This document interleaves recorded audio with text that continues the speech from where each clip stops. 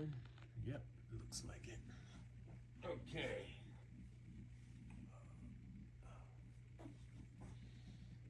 Okay. Good morning. Welcome to another episode of U-N-I-VERSELIFETV. That is at U-N-I-VERSELIFETV. When you type it in, make sure you type in U-N-I-VERSE I am your host, C-Win. I am excited today. Today we are going to start a routine of my exercises for the next 2 weeks. I am dialing back on the repetitions, and so that I can get all of the exercises that's been recommended for me to do. Also, I have a surprise. Today, I am going to have my very first guest, and we're going to talk about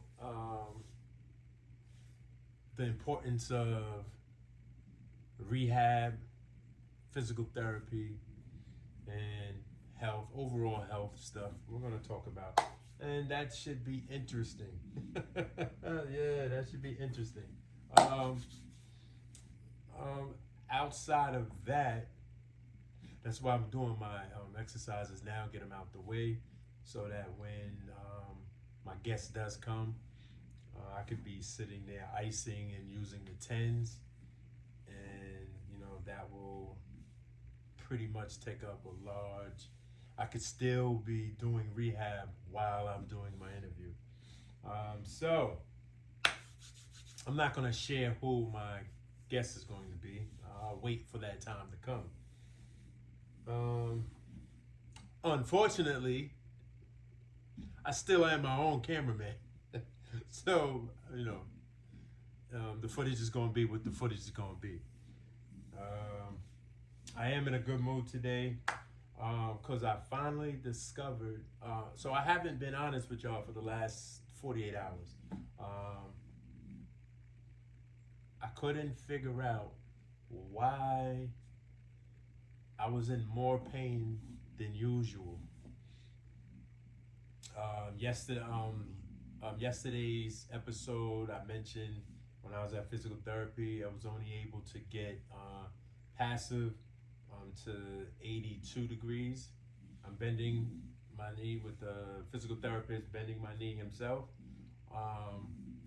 I felt like it was a digression at first, like a setback, and because the pain was a little bit greater than normal.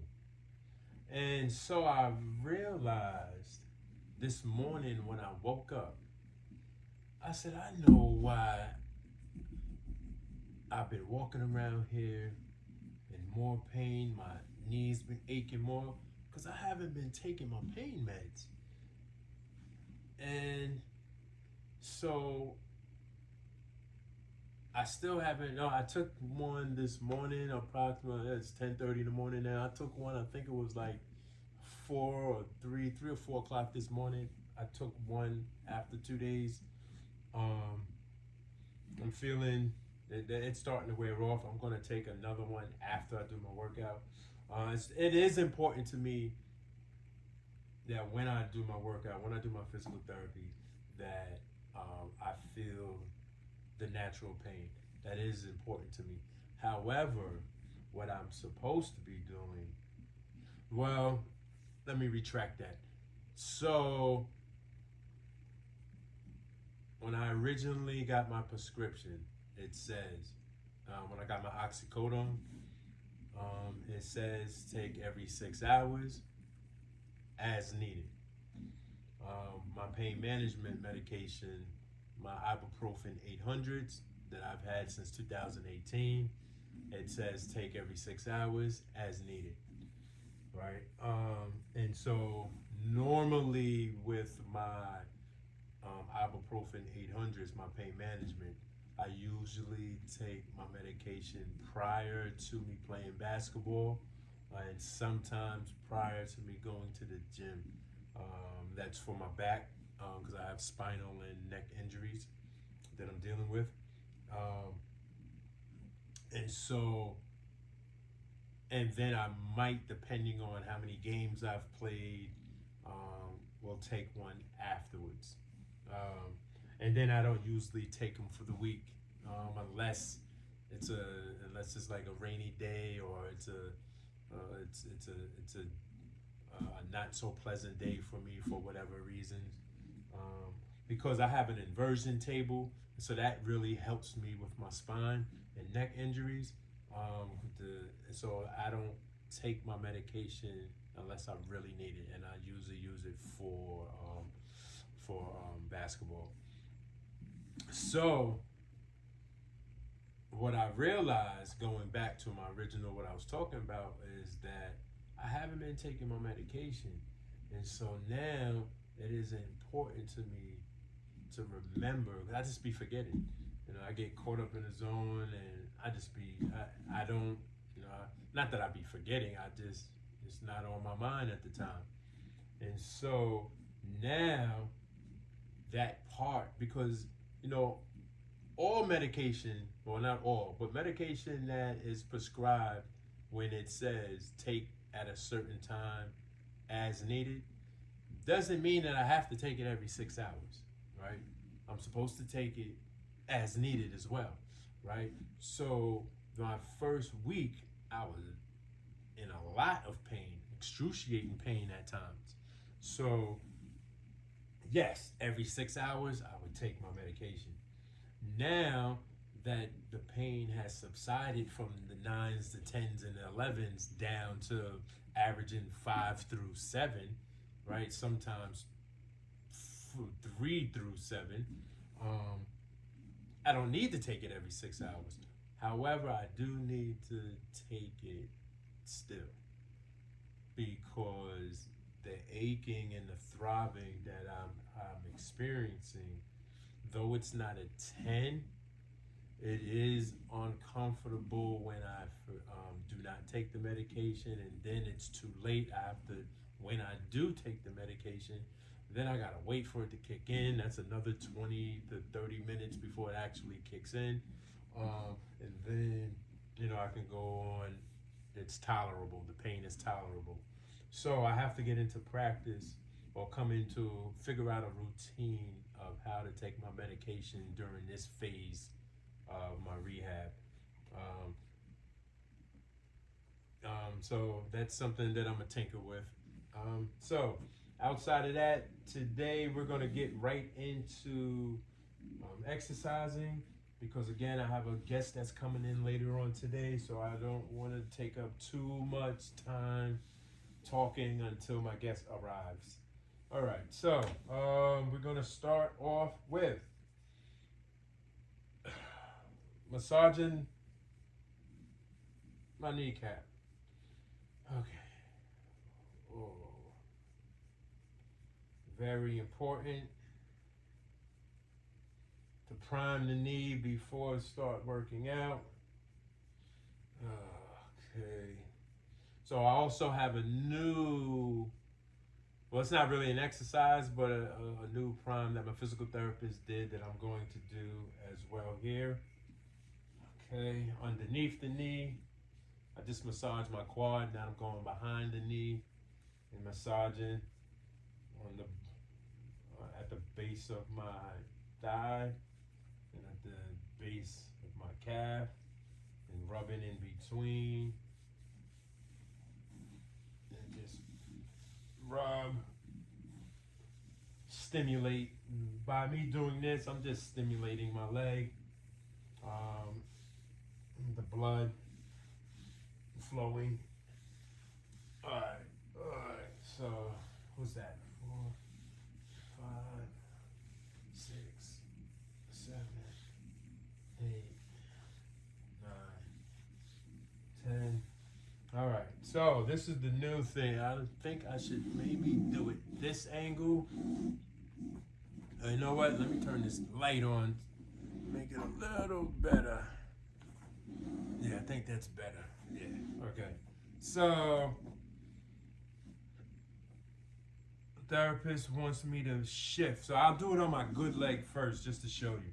So I always used to do this anyway, even when I was healthy, and I've been doing this for years, always moving my kneecap. I don't know why I was doing it in the past. It's just maybe because it moves. But it's a really good, my physical therapist says that it's really good to do during rehabbing your ACL or any knee injury, is to shift the kneecap, because it opens it up, it opens the blood vessels that are in between, the swelling, because I have a lot of, and even though my leg, you can still see the swelling in my leg, but there's a lot of swelling and inflammation inside the leg, as opposed to on the outside how it was last week, because of my ice machine helping me to reduce the swelling, but it's still a lot of inflammation that's here. So I'm going to shift my kneecap. I feel it.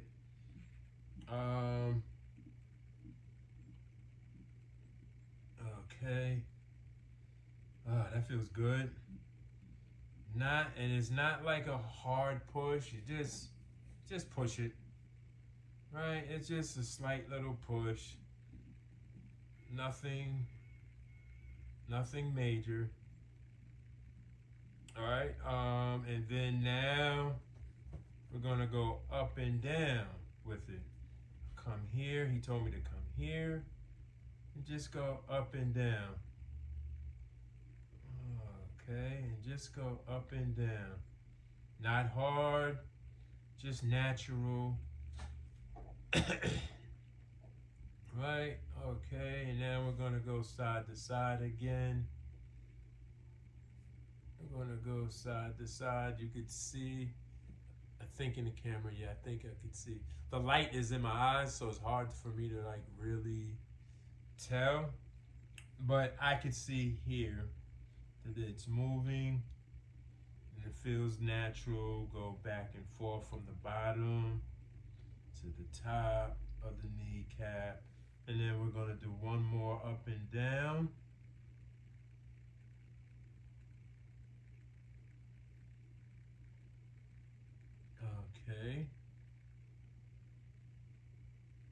Okay.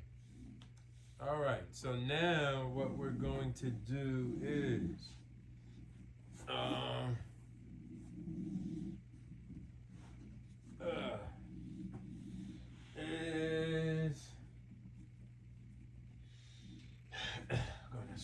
we're gonna do legs. Where am I? Okay, I should come back some. Or should I come forward? Yeah, come forward some. All right. So actually, yeah, we're in a different camera angle because I wanted to prep for when my guest arrives. All right, so hey, what you barking at? What you barking at?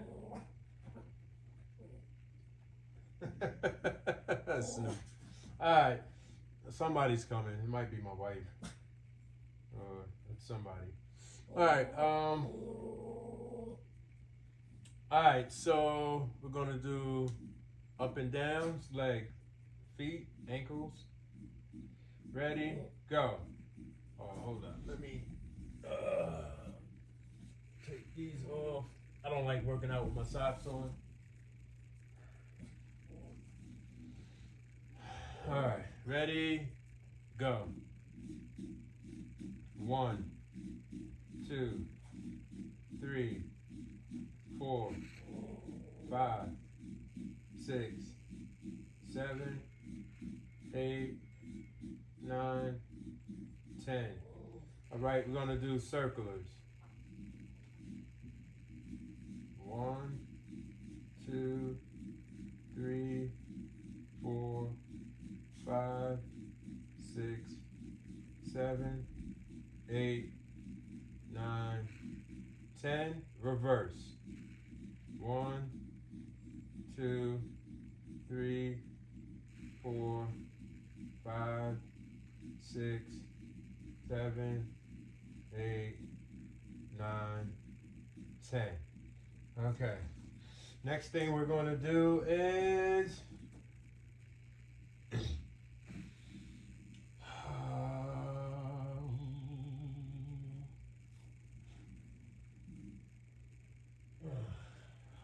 what we're going to do is push downs with the knees. Okay. So basically, looking at my good leg, I'm going to push down with my kneecap. Ready, set. Who is it? Who is it? Oh, you're here early. Alright, hold on. My guest has arrived. Alright, so we gonna... I thought he was gonna come way later than this. Alright, hold up. Give me a second. I'm on the floor. Alright, so we're gonna do these exercises afterwards. My guest has arrived. And...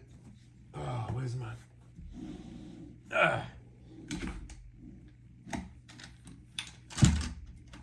Okay.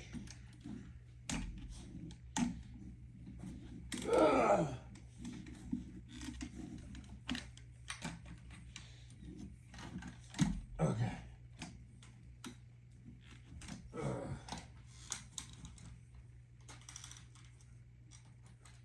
Look out, Snoop. Hey, what's going on? Hey, get back in here, Snoop. What's up, That wasn't you that buzzed me in? Nah, somebody else. I just pressed a few things. I didn't know which one was yours. Yeah, I thought you was gonna come like after, like closer to noon. I thought you was gonna come. You said 11 o'clock. Yeah, well, it ain't 11. You said around like a couple of minutes, like almost 11.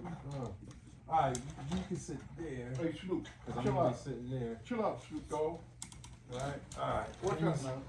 Make me sit on you. All right, give me a second.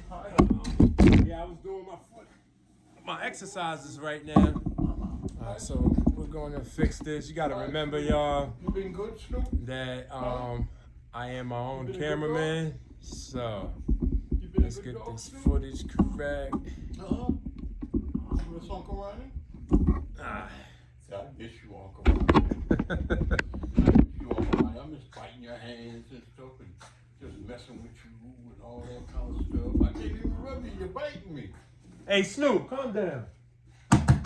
Calm down. All right. No, he ain't gonna get in trouble. All right, so. Don't get in trouble. Calm down, baby. So what's good, Oh, same old thing, brother. You jogging around the block yet? Not yet. You laughing about, man? Not yet. Like the $6 million man. Trying to be the $6,000 man. There you go. I'm gonna put you up against LeBron James as soon as you're in shape. Yeah, as soon as I'm in shape and he's like 70. Yeah, right. Yeah.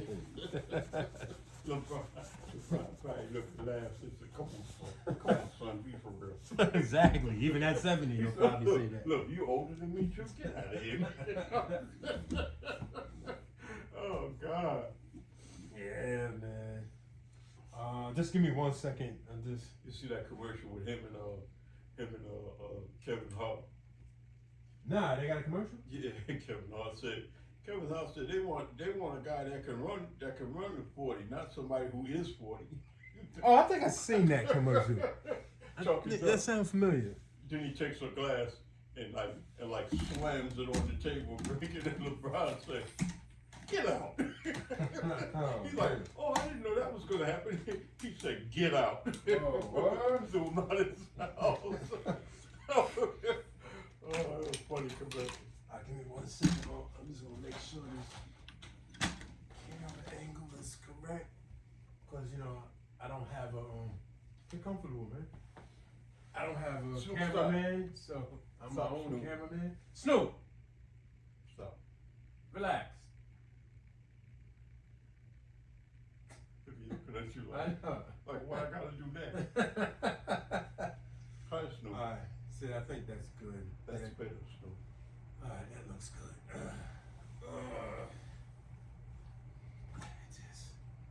my hands, if you like licking them on my hands. It smell good.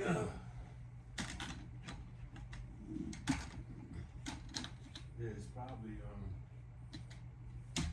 I shaved, I had put some cologne on it, maybe that's what it smell, I don't know. alright, Look at those yo, you sick. thirsty, want something to drink? No, I'm good. Alright. Look at those sick.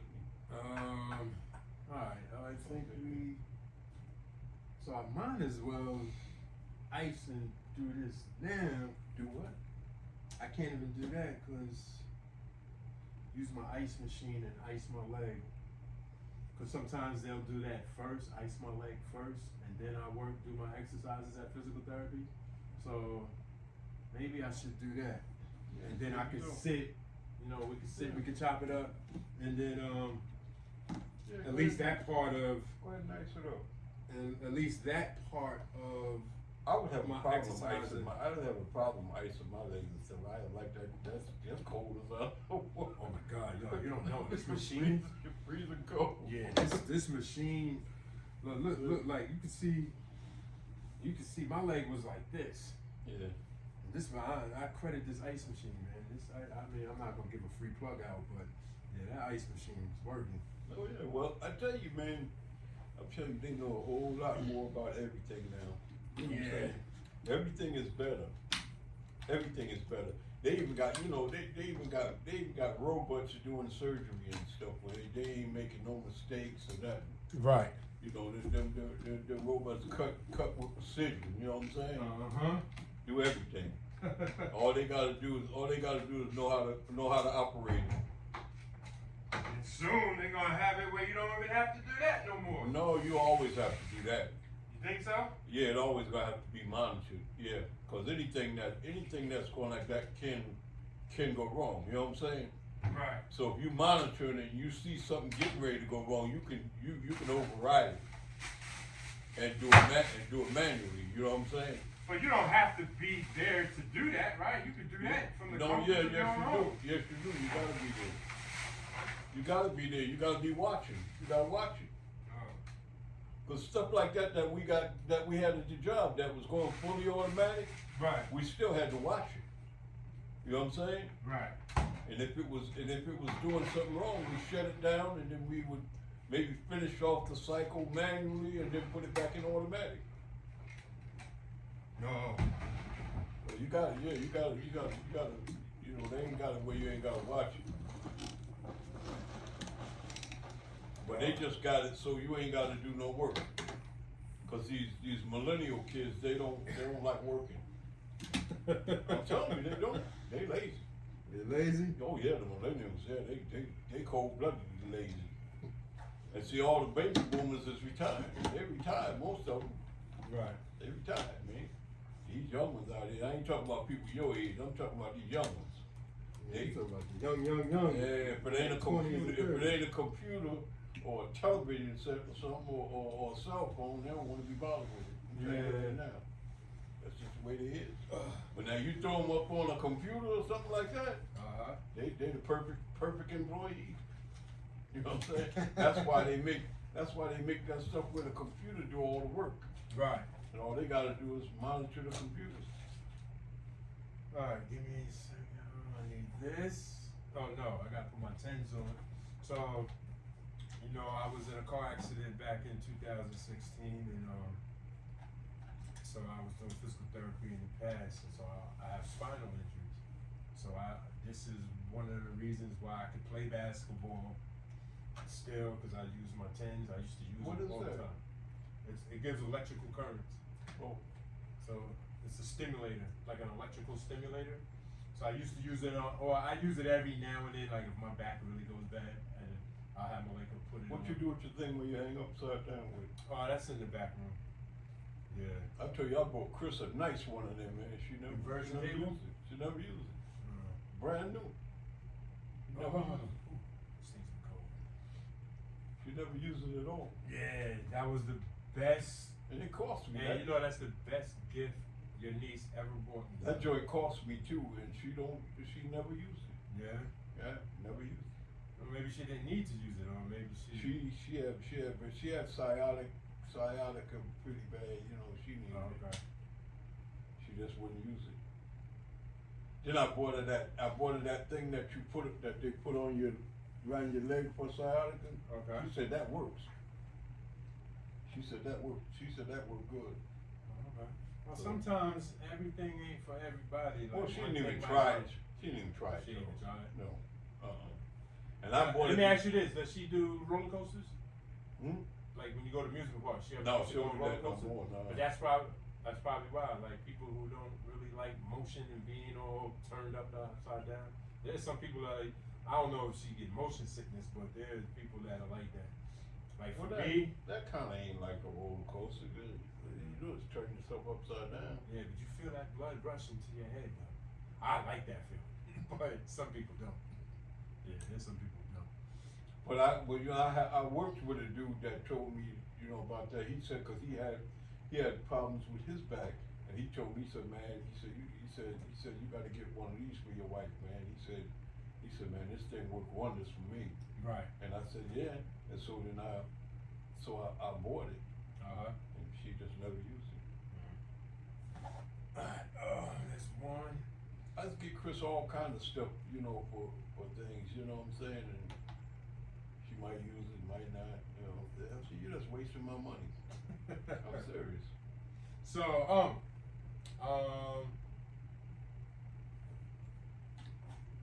hold up. I still got to do my introduction, and then we can get into some stuff, and then we can do our little politics afterwards. Hold up, I'm missing something. What am I missing? Boom. Right here. Oh, you gotta wrap it up now?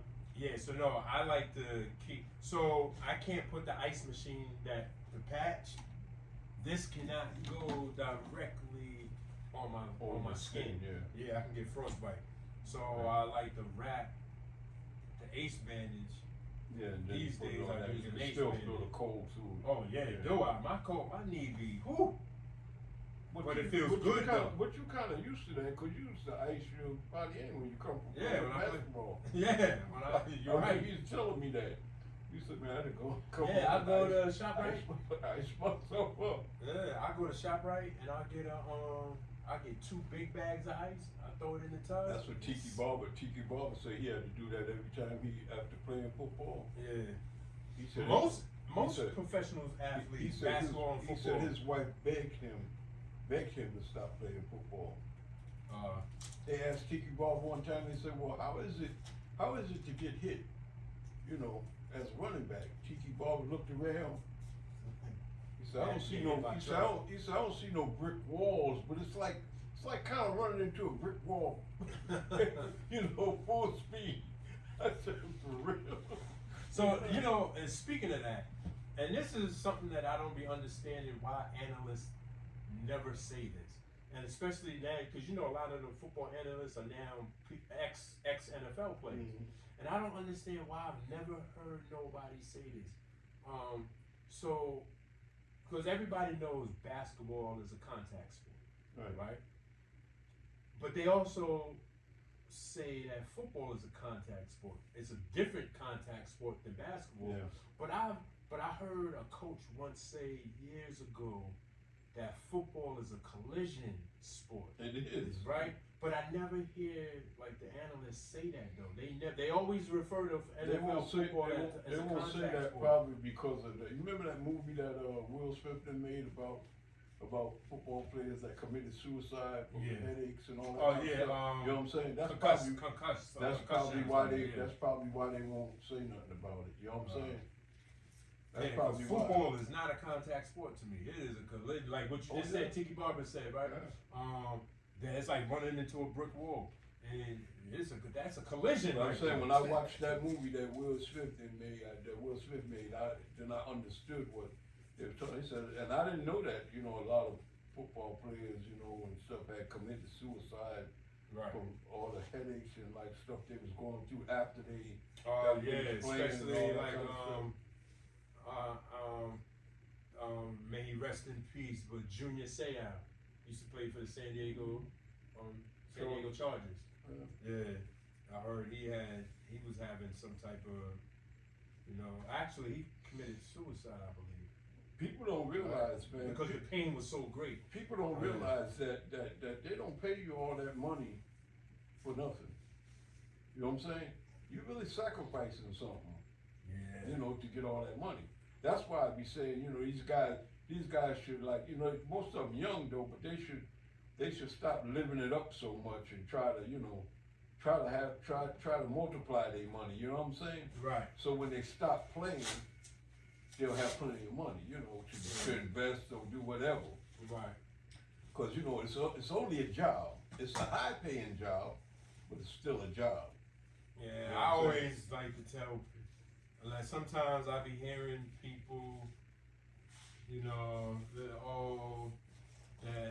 that NFL or NBA player or any other professional athlete, that they should be grateful that they're in the position, and they should be. But at the same time, as a person who's conscious of his health, me personally, and even though I've never been on that professional level. Mm-hmm. The wear and tear that I put on my body, just personally, just because I just want to be healthy, is nothing compared to the work ethics that these professional athletes do. Nope. Right? And it's like a whole different.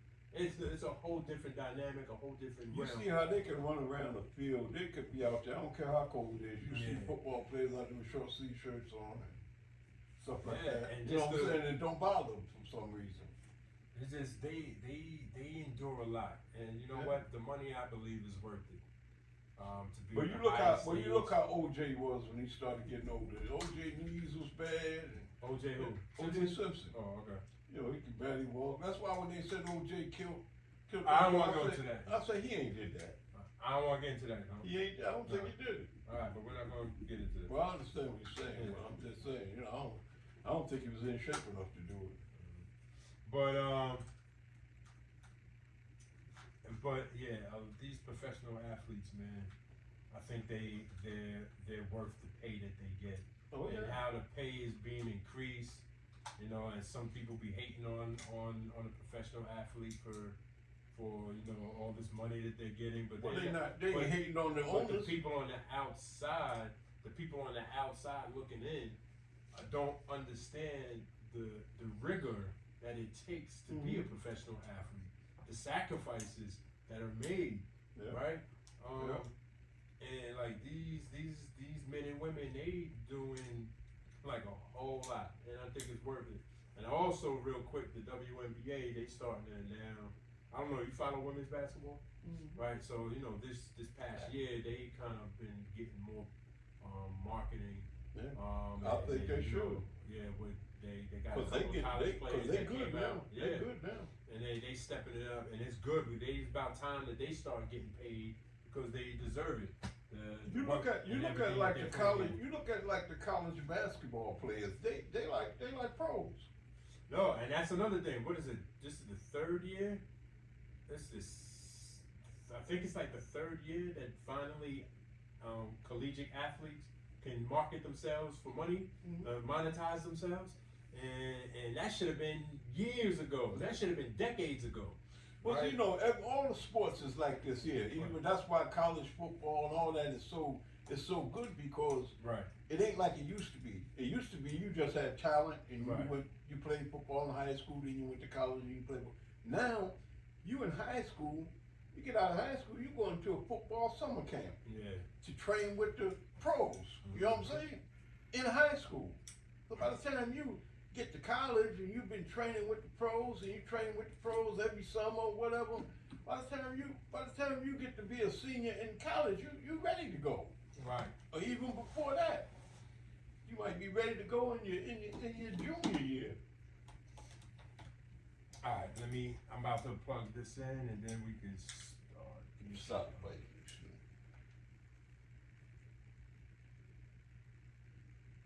Hey Snoop, you want some coochie, Snoop?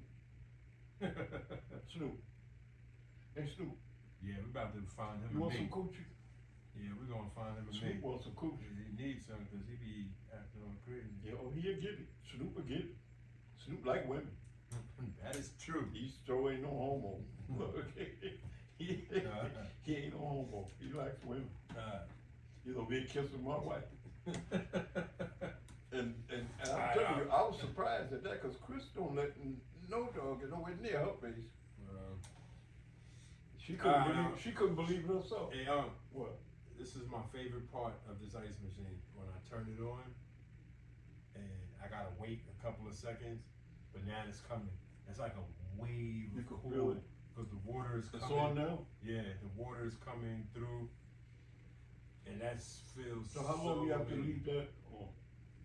So, I leave this on, so I was leaving it on for 2 and 3 hours at a time. Then my orthopedic surgeon and the physical therapist said, stop, that's too long, right? So the most I leave it on is an hour. They recommend 30 minutes to 45 minutes. So I like about it. So now I've cut down to an hour. And now, yesterday I actually iced twice for 40 minutes apiece, something like that. Yeah. So when you do that, what do, you know what I'm saying, what it feel like afterwards? You can hold move that that or question. something? Hold that question, and so I could just start to then ask me that question again. Right. All right. Countdown. 3, 2, 1. Hey. What up, world? C-Win 421. Welcome to another episode of U-N-I-VERSETV. At U-N-I-VERSELIFETV. I actually said that wrong, so take 2. I'm still getting used to it. I'm kind of excited because I got a guest too. All right, so take 2. This time is this is it. So, welcome world to another episode of U-N-I-VERSELIFETV. That is at U-N-I-VERSELIFETV. When you type it in, make sure you type in U-N-I-Verse Life TV, and I am your host, C-Win.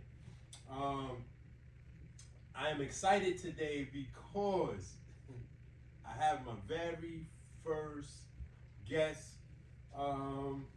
This is going to be fun. It's I don't know what's going to happen, but this is going to be fun. You want to introduce yourself?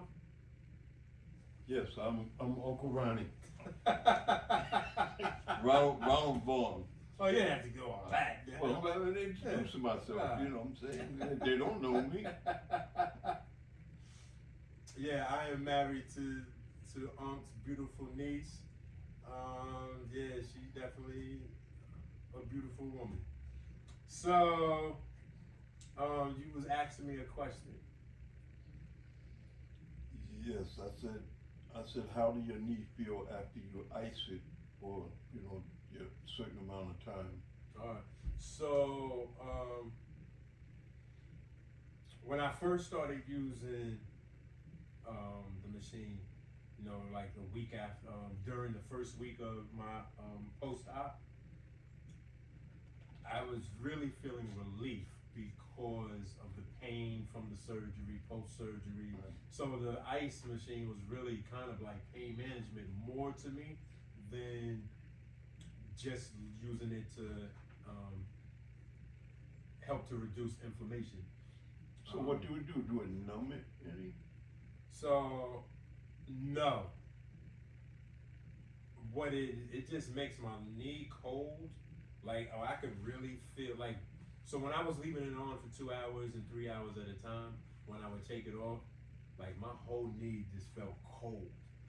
Like not cold like frostbite cold, but I could feel the cold and going inside, like on my whole inside my knee. But I liked the feeling. Like it felt like it was like needed. Like it was soothing for me. Right.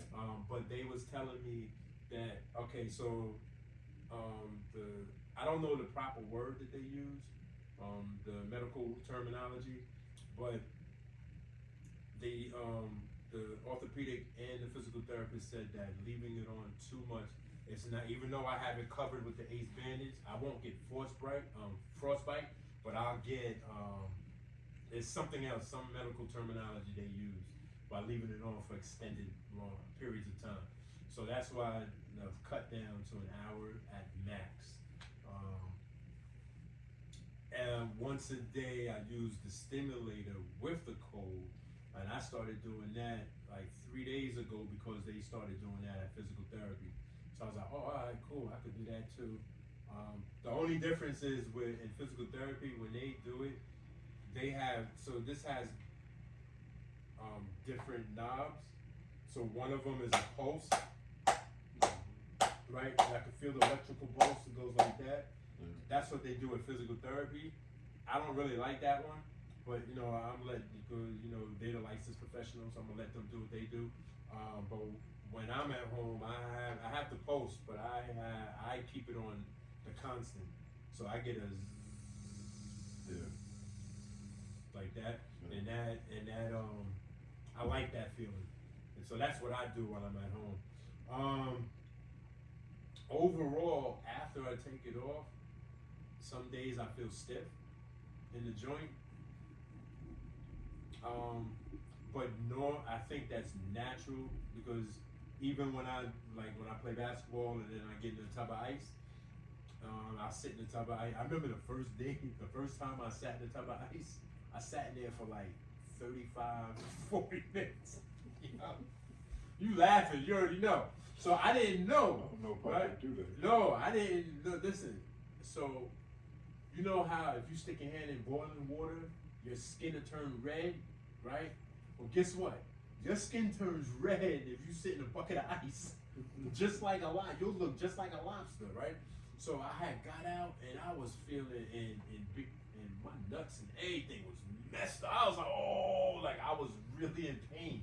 So I researched it, and it was like you're only supposed to be in the tub of ice 10 to 15 minutes, right? So I was like, oh, okay. So I was like on overkill. So then once I started doing 10 minutes and 10 minutes and 15 minutes, it was much better. But I would still get out. My joints would still be stiff until they warmed up. So that's normal, I think, with ice being stiff. Outside of that, though, now that I'm over 2 weeks in, I don't really. So I get stiff, but what I notice when I'm at physical therapy, most times they ice me first, and then we do the exercises.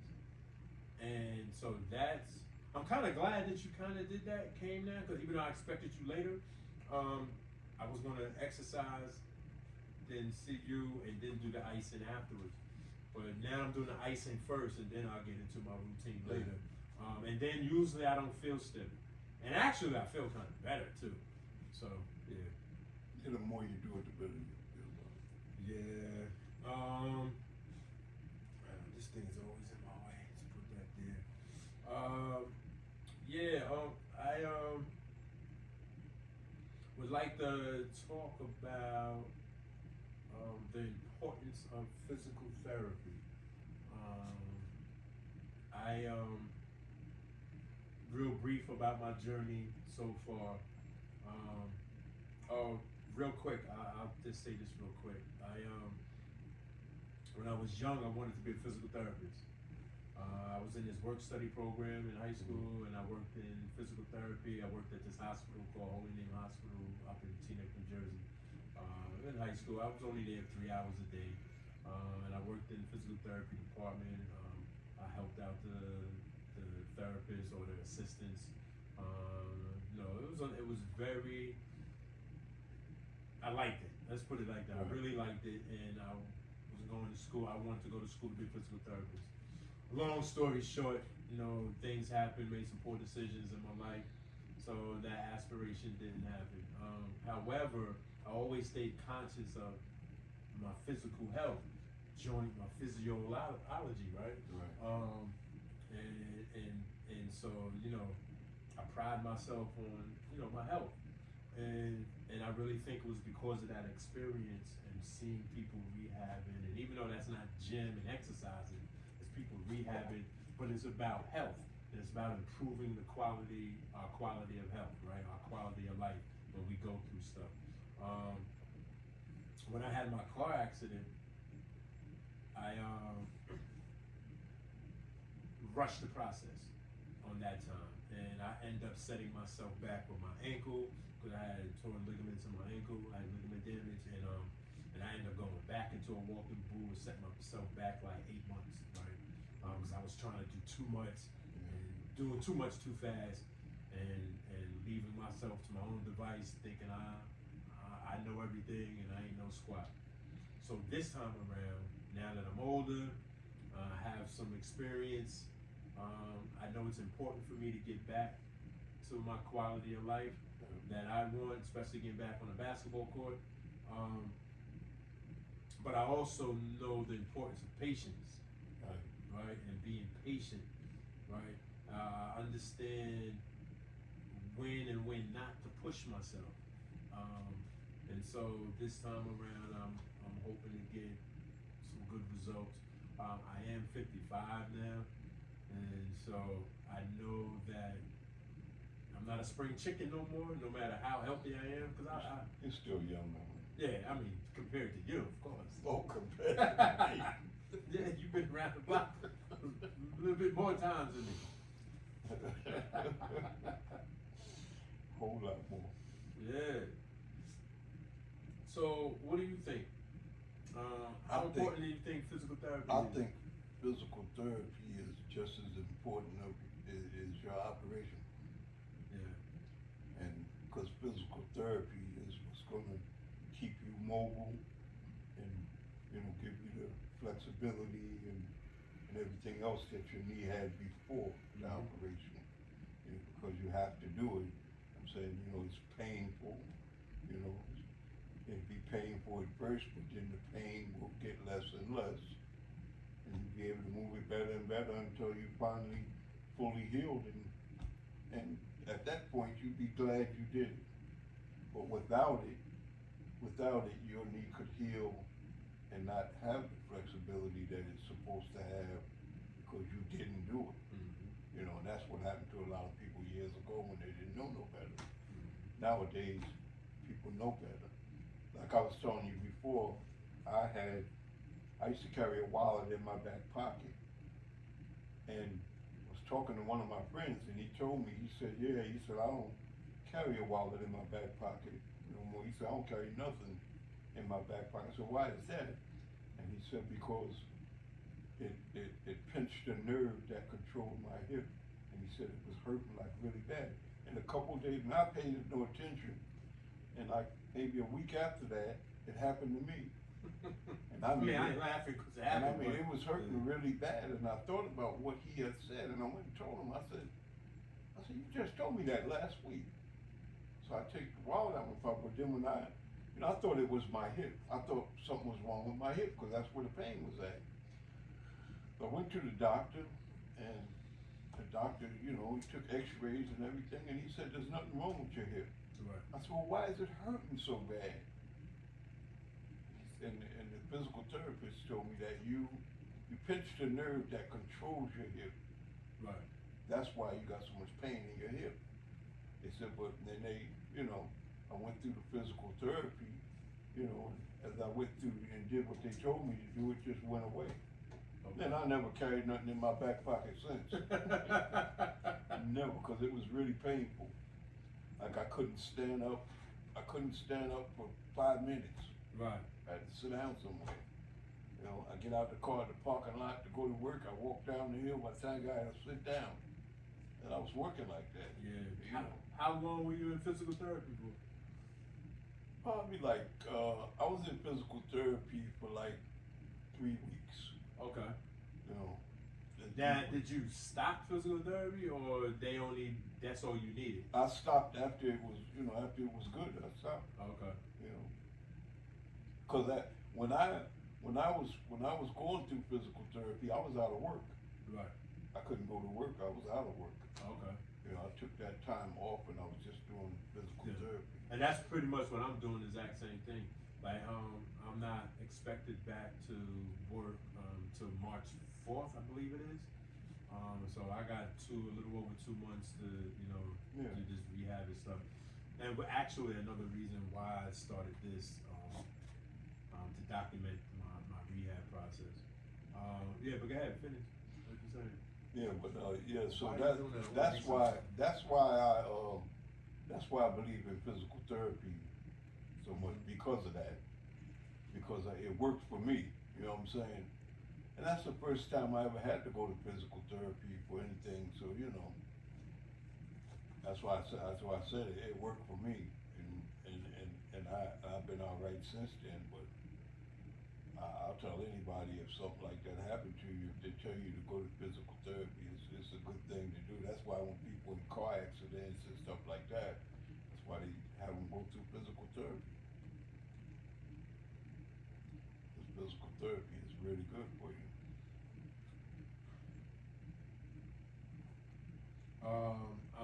I'm listening to you, but I was looking up because, so the reason I asked you those questions is because, there's a high percentage, there's a percentage, I don't know what the numbers are, that's why I was trying to Google, see if I could find the numbers, but there is a percentage of, people in our country that have medical, where they had surgery and it's required or recommended they do physical therapy, that quit the therapy or don't go because of either fear or could be financial, or they don't want to deal with the pain that's associated with the rehab, or whatever other reasons people do. But physical therapy, I agree with you. Physical therapy is very important. Where is my glasses? So let me just see if I got what I was looking for.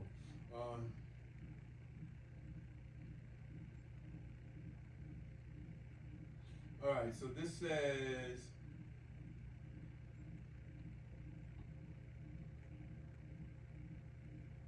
here is some information about physical therapy patients dropping out and physical therapists leaving the profession. All right, I don't want about the physical therapist, so it says this is from Search Lab AI Overview. All right, it says about 20% of physical therapy patients drop out after their first 3 visits, and 70% don't complete their full course of treatment. A lack of perceived progress, often due to patients not doing their own exercise program. It is a common reason for dropping out.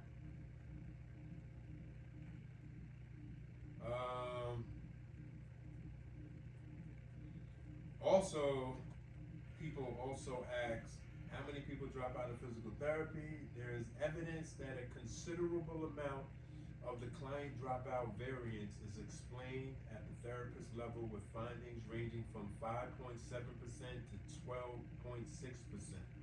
That was documented May 24th, 2023.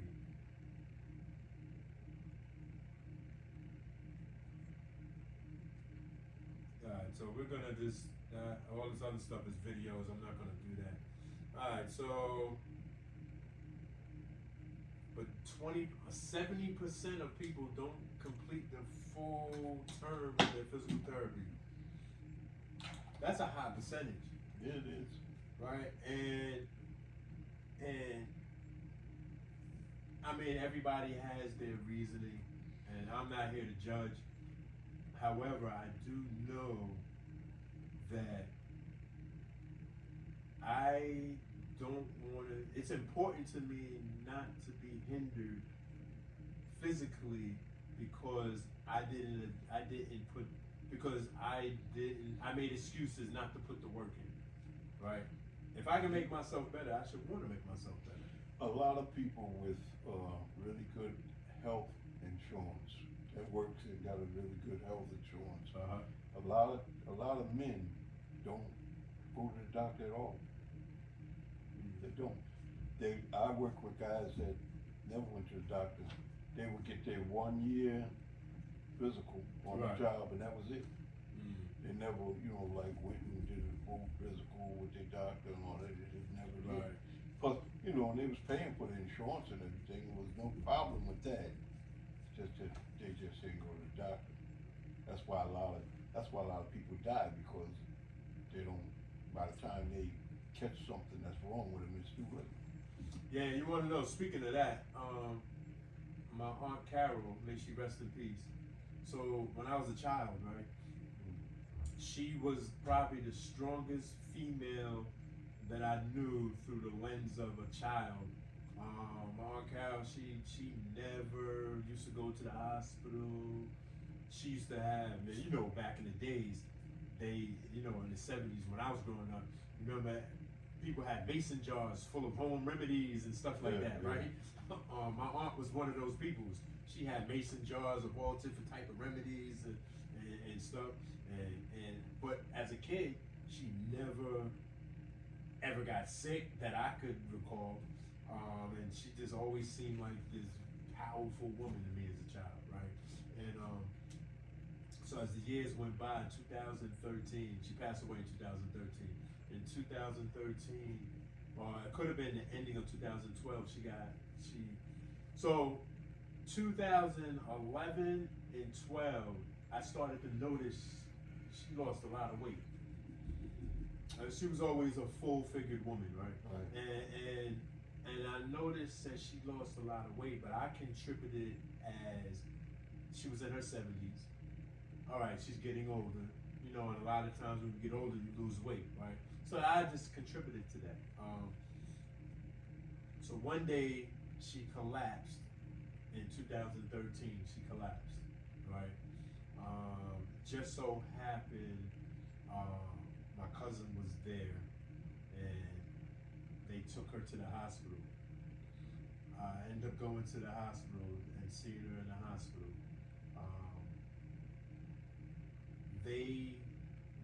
Nobody knew why she collapsed or whatever. She just fainted. She didn't. She fought tooth and nail not to go to the hospital. She never used to go to the hospital for anything, right? So they did CAT scans, ultrasounds, and everything, and then they found in an ultrasound. A long story short, she had cancer, right? And the cancer had breast cancer. No, I'm about to tell you. The cancer had metastasized so aggressively and rapidly throughout the years that they couldn't even find the origin source of where it started at. Her whole inside, her organs, like her whole inside was riddled with cancer, right? And they couldn't figure out where, or I ain't gonna say they couldn't figure out, but they, I guess by how these ultrasounds appeared to the doctors, they said, to sit here and try to figure that out would probably be a lengthy investigation to try to do. But her whole insides was riddled with cancer, right? And I shit you not, in a matter, my aunt passed away. She went into hospice like a week after going to the hospital, and she passed away within 2 months. And within that 2-month period, I watched my aunt lose over 100 pounds, right, in 2 months.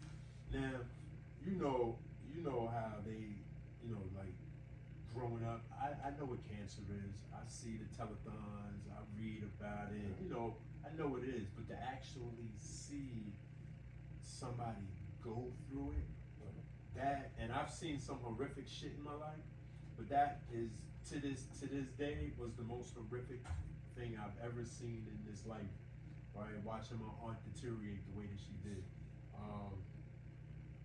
And there was a part, there was one time in hospice, we had the whole family in there. There was about 15, 20 of us in there, and we did a prayer circle. And my grandmother, I believe, led the prayer at the time.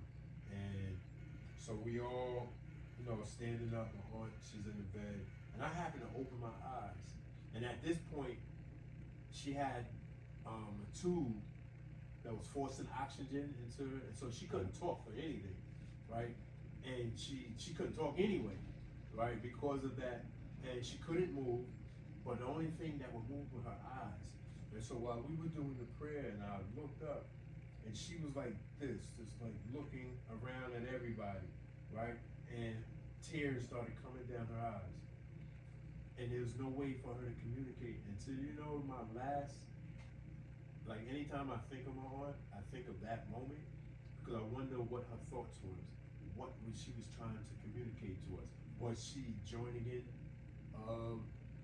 in the prayer? Was she trying to scream to us that she was afraid or in fear, or like what?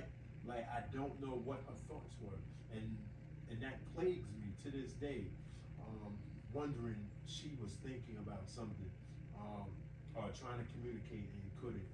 And I think most of the time when a person gets to that point, right, they don't really be thinking about themselves a whole lot. They be thinking about who they're leaving here, right, and whether they're gonna be all right or not. mm-hmm. You know what I'm saying?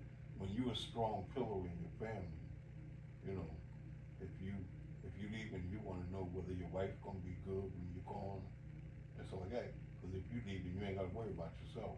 Right. You know what I'm saying? You gotta worry about your kids, your wife, you know, people in your family that depended on you. Mm-hmm. And that's what people be, you know, when my father died of leukemia. Now, my father never smoked, he never drank, he never did anything like that.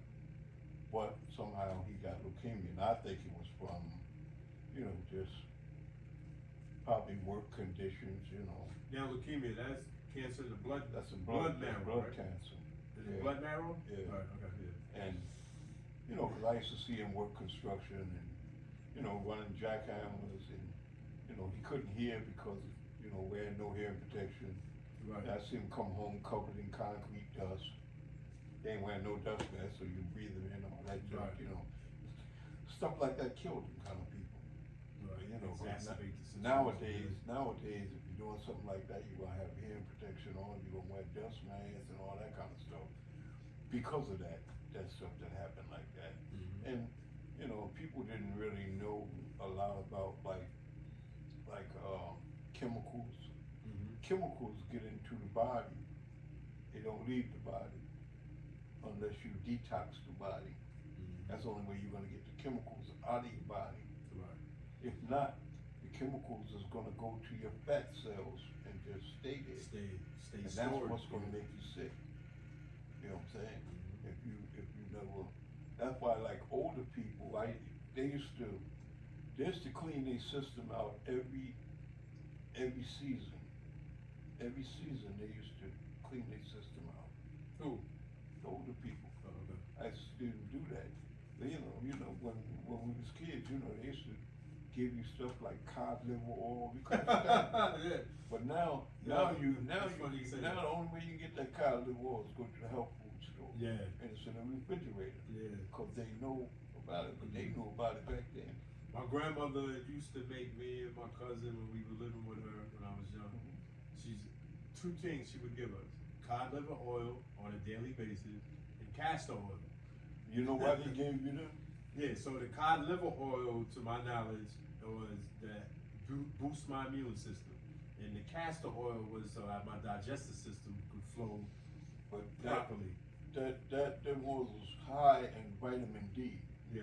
You know, you get vitamin D from the sun. But, you know, in the summertime, you really don't need it because you're getting a lot of sunlight. Right. But in the wintertime, it's different. That's why they would give you that in the wintertime. So you can get that vitamin D. You need vitamin D to stay healthy and live. Right. You know what I'm saying? That's why they used to give you that kind of stuff. Mm-hmm. You know, but you know, like I guess they knew about a lot of stuff like that. But you know, but see, through the years, we ate fresh. When we was kids, we ate fresh food. We ate vegetables out of the garden and stuff like that we really actually grew. Mm-hmm. Like my grandparents, they had chickens on the yard and stuff that they actually fed and took care of, and they know they didn't have no all chemicals and all that, steroids and all that kind of stuff. So that's the kind of food we ate. So that's why nobody was really getting a whole bunch of chemicals in them. But now all the fruits and vegetables that's grown, they're getting sprayed with all these chemicals and stuff, you know, so the bugs don't eat them up and all that kind of stuff, so they can sell them, and then they even treat them to give them a longer shelf life and all kind of stuff like that, and it kind of messes it up to a point. You know what I'm saying? No, it messes up a lot, cause I remember growing up in the 70s, right? Going to church. I used to go to church all the time. And growing up in the 70s, the church members, they always, every Sunday or at least twice a month, they'd have like some type. The women in the church, everybody cook from scratch, and they'd have these little tables, and they feed the community. This is in the Bronx, right? Yeah. And so they feed the block, and people who come, they get plates of food, whatever the case is, right? And then we have like anniversary dinners, and once a year for the church anniversary, and you know, the women, they would make all foods, right? And then at some point in like the late 80s or somewhere, they transitioned from cooking meals to catering, right? And getting caterers to come. And then the food wasn't as good as it used to be, right? And then and I don't take nothing away from catering, right? But catering is a business, and so with business comes certain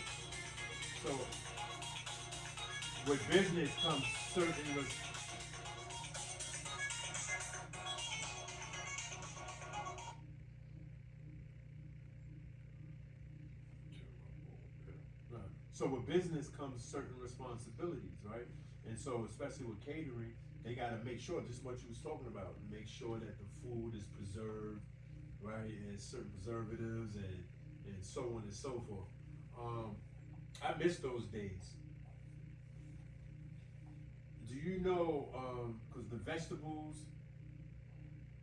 I don't know, vegetables was different back in those days. Vegetables and fruit, you know, we got a lot of, so when I was growing up, fruit had seeds in it, right? Fruits had seeds, watermelon had, I remember as a kid, we'd be at a barbecue or a cookout somewhere, right? And kids be eating watermelon and having seed fights, spitting seeds in, like we creating fun. When I was a kid, there was fruit trees and everything too, all through the neighborhood. Yeah. Pear trees, apple trees.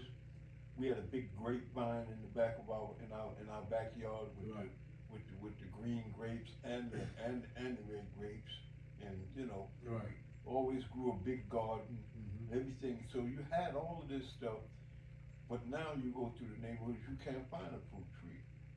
Yeah. Everything is getting imported in from somewhere else, Florida, or California, or wherever. You know, could be anywhere. And a lot of those fruits, though, seedless. Right. They seedless, and now they're GMOs, genetically modified organisms, right? But the seeds is actually good for you. Yeah. They're actually good for you. The seeds in some of everything, just like seeds in strawberries or whatever. Right. They're little tiny seeds. But like now they have where you can make a smoothie, those blenders and stuff, they breaks those little seeds up. So, you can really get it into your body, because most of the time, if you just eat a strawberry, the seed don't be broken up, it'll just go through your body. Oh, you can't digest it? Well, you can digest it, but you're not gonna get the inside of the seed, because it's so small. But if you put it in one of those blenders that go real fast, it's gonna break them up. Making a smoothie and stuff like that. But nowadays the doctors make a lot of money off of people being sick. So they actually don't want you to be well, because doctors push, they call medical doctors, because they taught to medicate you. That's what they taught. Right. If you tell a doctor, I'm having bad headaches, you're gonna give you something. Some type of prescription. Right, they're gonna give you some type of prescription. That's just like if I told you to take 2 Tylenol. Okay, the headache go away, but then as soon as the Tylenol wear up, it's right back. Right. So you never get the root cause of why this person is having this. So basically, they're not taught to cure anything. They're No. taught to manage Right. symptoms. Right. So they're not curing anything, because if they cure it, then you won't need them. Right. So, they're not trying to cure nothing. They just, and like I said, all these fast food places and stuff, that stuff is like garbage to your body. Mm-hmm. I'm saying for real, that ain't no good. I remember growing up when we was a kid in the 70s. We go to McDonald's maybe once a month. Go to White Castle maybe once a month. Right, it was a treat. And we going to White Castles, huh? Right, but and now you got kids going to McDonald's for breakfast, Burger King for lunch, Wendy's for dinner every day. Yeah. Like every day. And then maybe once or twice a month they get a home cooked meal. Right? And the obesity rate actually in our country is higher than anywhere in the world. Yeah. The United States I believe, But we got bad eating habits. I believe it's like 60-something% of our nation suffers from obesity at some level, and that's That's just like say fish, for instance. Right. A lot of fish that they have nowadays is farm raised. right. We didn't have farm raised fish back then. Yeah. We had fish that came out of the ocean, Mhm. or a nice clean lake or something. You know what I'm Right. saying? Nowadays, it's like you raising a fish in a fish tank Right. or something. That's not healthy for you. That's and people have to. A lot of people say, like, if you want the good stuff, You gotta pay for it. it's gonna cost you more money. Yeah. And a lot of people say, a lot of people they get the cheapest one they can get. It's like if you're buying salmon, and you go to Costco or something, and you buy the big thing of salmon. That's farm raised salmon. But now if you want the real salmon, like king salmon or something like that, it's expensive. When you look at, speaking of salmon, when you look at a farm raised salmon and you look at a wild caught salmon, it look like two different species, right? Because one is lighter and you can see the fat the farm raised salmon, it's like I don't know the color, but you can see them little lines in it, and people don't realize those lines, those are fat tissues inside the fish. Right, and then when you look at a wild caught salmon, it's the color of salmon, it's darker, right? And you don't see those lines. Like you see the lines, but they're so thin, you can barely see the lines. Right. And it looked like two different species. And so I won't eat farm raised fish. No, Me I don't personally, I don't because the way they be housed. Yeah, it's not really healthy. No, it's Yeah. not. It's not healthy at all. What you doing, Snoop? Come here.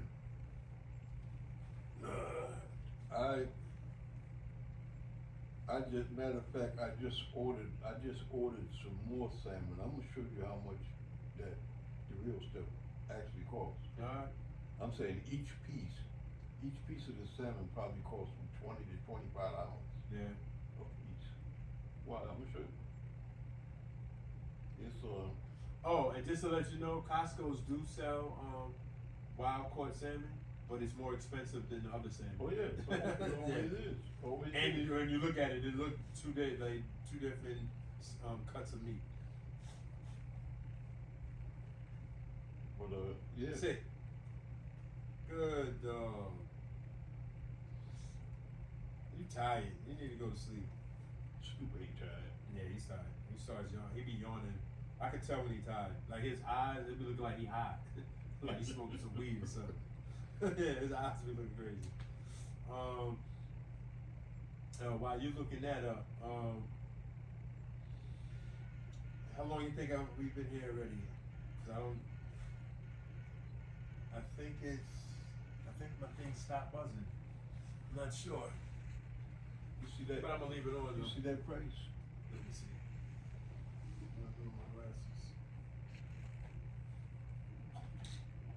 And that's for 10 pounds of of king salmon. Damn. That's how much it costs for 10 pounds of king salmon. What you getting 10 pounds for? Are you Cause storing it? Cause I eat salmon like that. Oh, so you can put it in the freezer. Yeah. Oh, okay. It comes in. Yeah, that's a lot. It comes individually wrapped. And Yeah. stuff, you know. But Where you go to get that? I get it from I order it Oh, okay. from And it's wild caught, right? Yeah, wild caught king salmon. Yeah, that's pricey right there. Yeah, but Now, how often do you get it? Well, I order it, and when I eat that, I order some. No, but I'm saying like how, on average, it takes you how long to eat 10 pounds of salmon? I don't know, maybe a month, Okay. two, maybe. I don't, Yeah. Cause I still got some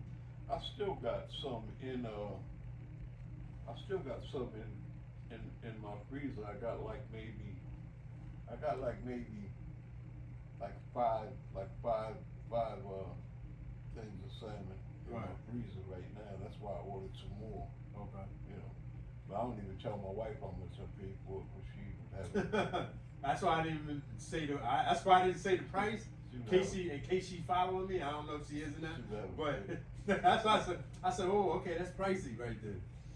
I definitely wouldn't show that to Blake. No. Oh yeah, that's pricey. But Like and you want to know something though, and that's true though. If you want to eat healthy, you have to spend money, It's gonna cost right? And when you look at like when you go, and I'm not sitting here downplaying commercial business or nothing that. I'm not here bad mouthing. The business is business. I get it. We live in a capitalistic society, and it's about $1. So I get it, right? Corporate America is what I'm talking about. So cheap food or inexpensive food is going to be the fast foods or those processed foods that they be creating. You know, stuff that has like 1,000 different ingredients, synthetic ingredients in it, right? And then you'll find them in the supermarkets, right? All different processed foods. Mhm. Now, growing up, when I was a kid, you know, one thing I used to love? Well, I used to love the Chef Boyardee, raviolis and stuff like that, right? But I was a kid. But now that I'm older, you know, I wouldn't eat that, and I wouldn't give that to Symphony. I wouldn't give that to, right? Because I understand now that it's not even, some of that stuff is not even really considered food. Like the ingredients that they be putting in it. If you really sit down and read the labels of the foods that we purchase, right? Some of the ingredients isn't considered food, right? And that is something that's scary to me. Well, they put things in food and processed food nowadays that I don't even know why they put it in there. To preserve it. And Some of it is preservatives. Well, or most of the time when you preserving something, it's either preserved with sugar or salt. no, back in the day. Back in the day. Right. Because Now- especially because they didn't have refrigeration, Right. so they had to use something to. Now it's just I don't know what they have stuff in there you can't even pronounce. Exactly. And you want to know something else? With some of my research, there are other countries that That ban certain that that they ban. They won't allow certain stuff that we make that's made here to be sold in other countries. It's banned. It's But illegal. you know what because I found? of some of the ingredients. You know what I that is found in it. out recently? What? Aldi's banned out. We ain't saying no names, but I'll cross that one out. We can't say names, cause. Well, I'm just saying that the grocery store, they don't sell all that stuff. That's all the chemicals and all that stuff. Oh, I thought, I misunderstood you. So I thought you were saying that they sell. No, they don't. Oh, they don't. Oh. All natural. Yeah. I went into Aldi's And see, a couple of I'm gonna times. tell you something. When I go for like fruit and stuff, but their fruits and vegetables is seedless. And when I lived out in California, right? Yeah. All my vegetables came off the farm. And see, back then, back when we was coming up, even if you didn't grow a garden, this was a garden state.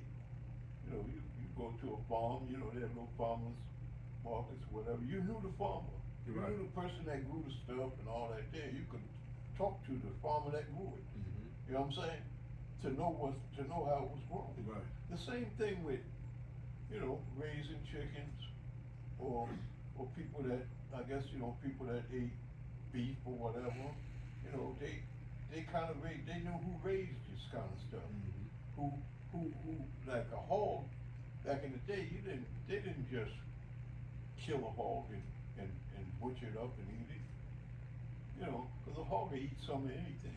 Right. But before they kill a hog, they would have to take the hog and have him up off the ground where he can't eat none of his crap or whatever. Right. And they have to feed him clean stuff like lettuce and all that kind of stuff, and they clean his whole body out for a certain amount of time before they soil him or whatever. Right. You think they do that nowadays? They're not doing that because they're not eating it. They ain't eating it. I remember, They're selling it. so on my father's side of my family, majority of my family, my elders, they were farmers or fishermen, right? They come from, on my father's side, there's a lot of fishermen and farmers, right? Yes, that's what they Out did. in North Carolina, when I was young, used to go to family reunions all the time, and every year a family reunion, and I remember once, I don't remember the whole because I was a child, but what I remember one time, one of my great aunts of somebody, I was in the backyard in the farm in North Carolina, and she grabbed the chicken, right? Hey, what's that? What you about to do with that? Oh, this is gonna be dinner, and right, and I watched her cut the chicken head off, right, and watched the chicken run, blood spurting out, and then it collapsed, right? And for me, I was, I'm from a city dude, so coming down there, I'm like, yo, what? And I was like, first of all, that's not chicken. Chicken comes from the supermarket or some stupidness I said when I was young, right? And not realizing that now that I'm older, supermarkets are meant for people to be dependent, right? Dependent on a source for food, where my family and other families that had farms or have farms, they are independent of their food source, and then they might barter with other farmers, like, hey, I have this, and we could barter or whatever the case is. And that was the real currency back in the day, was bartering. That's why like in little towns like this, say Mattawan or whatever. Right. Back in the day, you could have chickens on your yard. Okay. But now you can't because they made an ordinance where you can't do that now. Oh, why? Well, I'm saying you gotta have a farm or something to have chickens and stuff like that. Where my mother and father bought their house at, the guy that was living there before them, he had hogs and stuff on his property. Because you could have that back then. Right. But now you can't do that anymore. They changed the ordinance where you can't raise livestock on your property and stuff. Unless you're in a certain area. Right. So they make things where a person gotta go to the store. Right. Make you dependent upon a like food or source. Spanish people that live here, most Spanish people don't buy any kind of poultry or chicken or anything out of a supermarket. They go to a poultry place where the live chickens are had, and the live turkeys or live ducks or whatever. Right. And they'll pick one out. I want that one right there. So I'm glad you said that. I'm I'm glad you said that, because I told Malika last year sometime, like, listen, we're gonna stop buying meat from ShopRite and stuff like that because, and I'm not bashing ShopRite, and I just want to make that clear. For me, my experience, because I always clean my meat. I was taught when I was a kid, you don't just buy meat and then cook it, right? And season it and cook it. You're supposed to clean it, right? You're supposed to open it up, like, like this is the meat. I'm supposed to be let it soak, right? Depending on if it's poultry or beef or whatever, I soak it in different vinegars or lemon juice or whatever, right? Now that I have the machine, I use the 2.5, Right. and that so cleans the clean, meat, right? so But I clean, sit like there that, and I clean the meat, right? And so because a lot of the meats in the supermarkets, right, they use the food dye. Yeah. So to make it presentable and stuff like that, and people look at it like, oh, that's a juicy piece of steak. So this, right, but just use the steak for example, right? Oh, that's a beautiful piece of steak. Oh, and they'll go get it. They'll just throw some seasoning on it, throw it in the oven. And nah, you ain't supposed to do that, right? You're supposed to clean your meat, and oftentimes when you clean, or when I was taught, when I clean my meat, and I was taught by my grandmother. This is a woman that cooked everything from scratch. Like she didn't buy processed nothing. I was growing up as a kid. And she said, when you buy meat, right, you clean it, and the meat should look a certain way. A meat should be, if it's fresh, right, it should still be pink, right, reddish pink, right. If it's from a supermarket and it's been sitting there, it should be pinkish with tints of brown. And the brown is the oxygenation of being exposed to the air, right? But it's still supposed to be pink with the little hints of brown, right? And then there's brown toward green. You don't want that meat, right? Because green, first of all, you already know that's gangrene. That's disgusting, right? But the brown, if there's no pink to it, do not eat it. She also taught when you buy fish, my grandmother would only buy whole fish. She would never get filleted fish or anything like that. And she said 2 things you do when you buy fish, right? If you're not buying, like if you're not going fishing and bringing fish in and you're buying it from a store, 2 things you do. You look at the eyes, and if the eyes are cloudy, do not get the fish. You look at the gills. If the gills are not pink inside, you don't get the fish. The eyes should be clear, and the pink should be, and the gills should be pink, right? And that's something that I've always stuck with me throughout the years. And so there was one day, and I'm like this. I don't give nobody. You know that saying, 3 strikes you out. I don't never give you 3 strikes, right? I give you, everybody is human, so we make mistakes. You get 2 with me, right?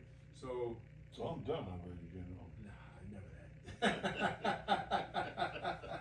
Right, but like if I'm at a restaurant and the server, they do something and I'm not treated well, whatever. All right, you got 1 strike.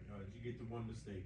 The second time, I'm not gonna allow it to be a habit. So I'm gonna nip it in the bud. And I'll do that with soup. Like if I'm going shopping, I'm not. Listen, I know I'm dependent on having to purchase foods, right? Like I don't have a farm, I don't have my own land, so I'm dependent upon others to eat. But I'm not dependent on a business. I don't have to go to your business to eat. I can go to where I choose to, right? I don't have to go to your supermarket. I can go where I choose. So if I went to ShopRite and I got some meat, I cleaned it, and it was brownish green. I brought that back, and they allowed me to exchange it, right? I could have got my money back, but I was like, nah, I'm gonna exchange it. So I exchanged it. The meat I got back, cleaned it, it was good, right?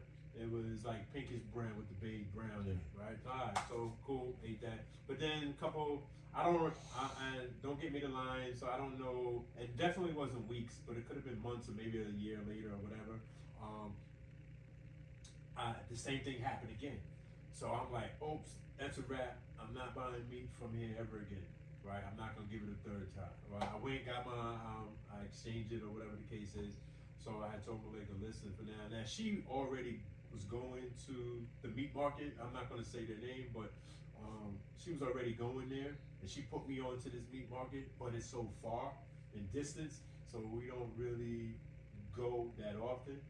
But at that time, when I was like, hey, listen, from now on, when we purchase meat, we're going to the meat market, and we'll just stock up, and we'll just keep meats in the refrigerator or whatever, because every time thus far, that I've gone to this meat market. You know the one I'm talking about, up in Edison. Is that Edison? But I don't want to say the name of the meat market. Or Linden. Yeah, it might be, right. Linden. Right. So every time I go there, I clean the meats. The meats be either red pink or pink with the slight oxygenation of the browns, right?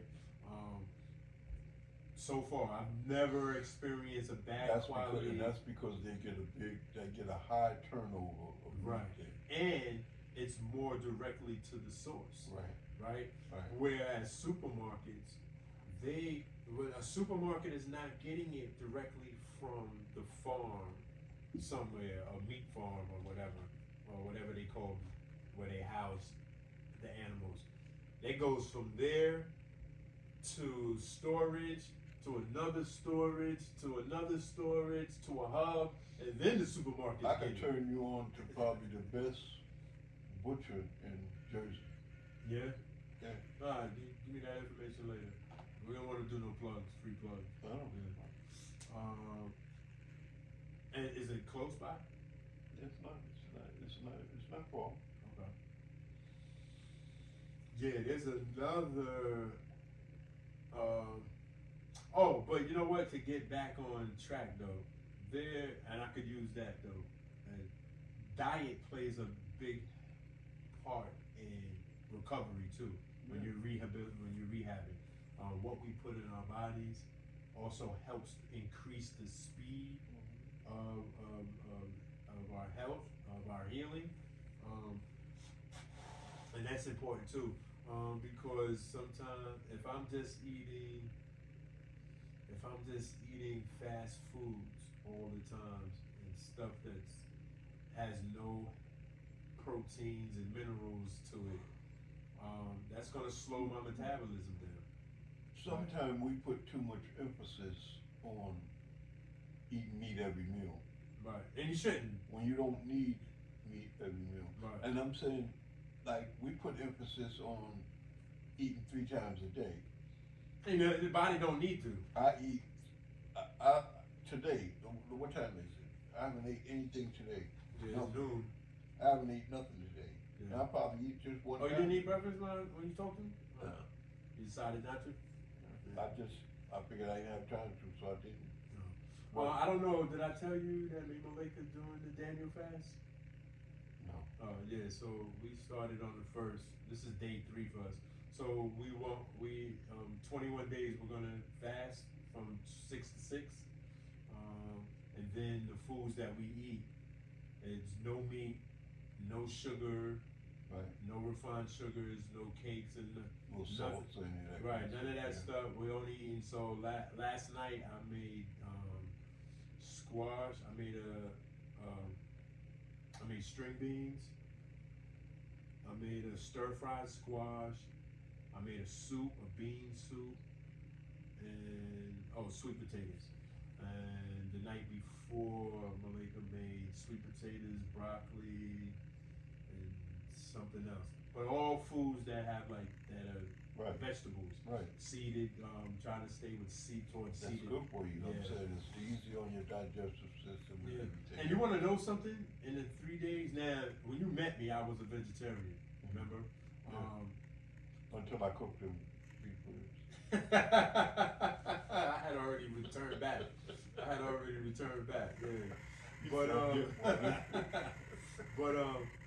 But in the last 3 days, or this is day 3, but the inflammation has reduced. Like I could tell, like my stomach just don't feel bloated. Right? It's just a lot of different things. I just feel like, and I'm just on day 3, right? And so I already know because I have the experience now I'm not saying not to eat meat. Like I was a vegetarian by choice because, me being, incarcerated. I was a vegetarian for a while. Yeah, me being incarcerated, I was scared to eat the foods where I was at. Like, I ain't trying to eat none of that. So I'm just gonna eat vegetables and fruits, and that's it. And it made me feel leaner. It made me feel sharper. It made me Do feel you remember when the government? more vibrant. Do you remember when the government used to give the big blocks of cheese? Oh, government cheese. Yeah, I was a kid. And the canned I used to pork, hate it. the canned pork, and the canned beef, with the surplus food. Yeah. We used to go online and I see people right now. They say, "Oh, I wish I could get some of that. That was so good." Yeah. It was garbage. Yeah, it was. It was garbage. Remember the cheese, the block of cheese? Yeah. It was great for grilled cheese sandwiches. It was great. We ate Yeah. but you know. Yeah, the big old block. But we did that to survive. Yeah. That's it. Yeah. But when you look at those days as a kid growing up, it was good times. grilled cheese. It was good times. But as an adult, when you reflect back in hindsight and you look at it, we were being forced to be dependent upon a larger food or source for food. And you know what's one of the best. Instead of teaching us to how to be independent. Yeah. Teaching us How to be dependent. Because there's a saying, and you probably know it. I'm gonna chop it up, but give me a fish, you feed me for a day. If you teach me how to fish, you feed me forever, or something like that. It says, give you a fish and you eat for a day. I teach you how to fish, you'll eat for a lifetime. Right, yeah. So, and that is one of my problems that I have with the system, with our system, is that they've, instead of what I believe should be done, is instead of forcing us to be dependent, we should be taught how to be independent. And we have, and I'm talking about collectively or nationally, right? But we have institutions, smaller institutions that are making attempts of doing that. But they're, in the larger scheme of things, they're so small compared to the big. It's like small business versus corporate America, right? The compatibility is nowhere near the same. Now, like, so it's not enough. When we talk about, like, say, eating fish, for instance, like, Right. say, okay, the king salmon, they come out of deep, cold waters. Right? Now, you see the Muslims, they eat a lot of whiting. Okay. Now, if you go fishing for whiting, because I done went fishing for whiting before, they in deep water. I'm talking like 300 feet of water. Okay. You know what I'm saying? So you can't just go in no shallow water and fish for no whiting. Right. You gotta go out. I'm saying it's like 300 feet. That's like 3 football fields down under that water. So you know what I'm saying? That's why the fish is so good for me. You know what I'm saying? Because it's like it's from the water's cleaner down there. I got a question for you because I know you used to fish, right? So in the 70s, growing up, early 80s, when I'd eat whiting was about this big, maybe like this, nice big piece. Now and like in the past 10 years or so, I've been seeing these long things like this big that they call whiting. That's not the same whiting, is it? So whiting can get as big as how big? They can be inside, just like any other fish. You know what I'm saying? You can catch little ones or you can catch bigger ones. So I don't like them big ones. They just don't taste the same. When it comes to like fish, most people don't like real big fish. You know what I'm saying? Unless, certain fish is just gonna be big anyway. Right. Like tuna. Tuna and stuff like that. But like, I see a lot of red snapper. Yeah, I love red snapper. And that's from so like you get a lot of red snapper, say in Florida, down that way, or like in California, or any of the islands. Right. That's their main fish, red snapper. You know what I'm saying? So I used to buy red snapper $1 a pound.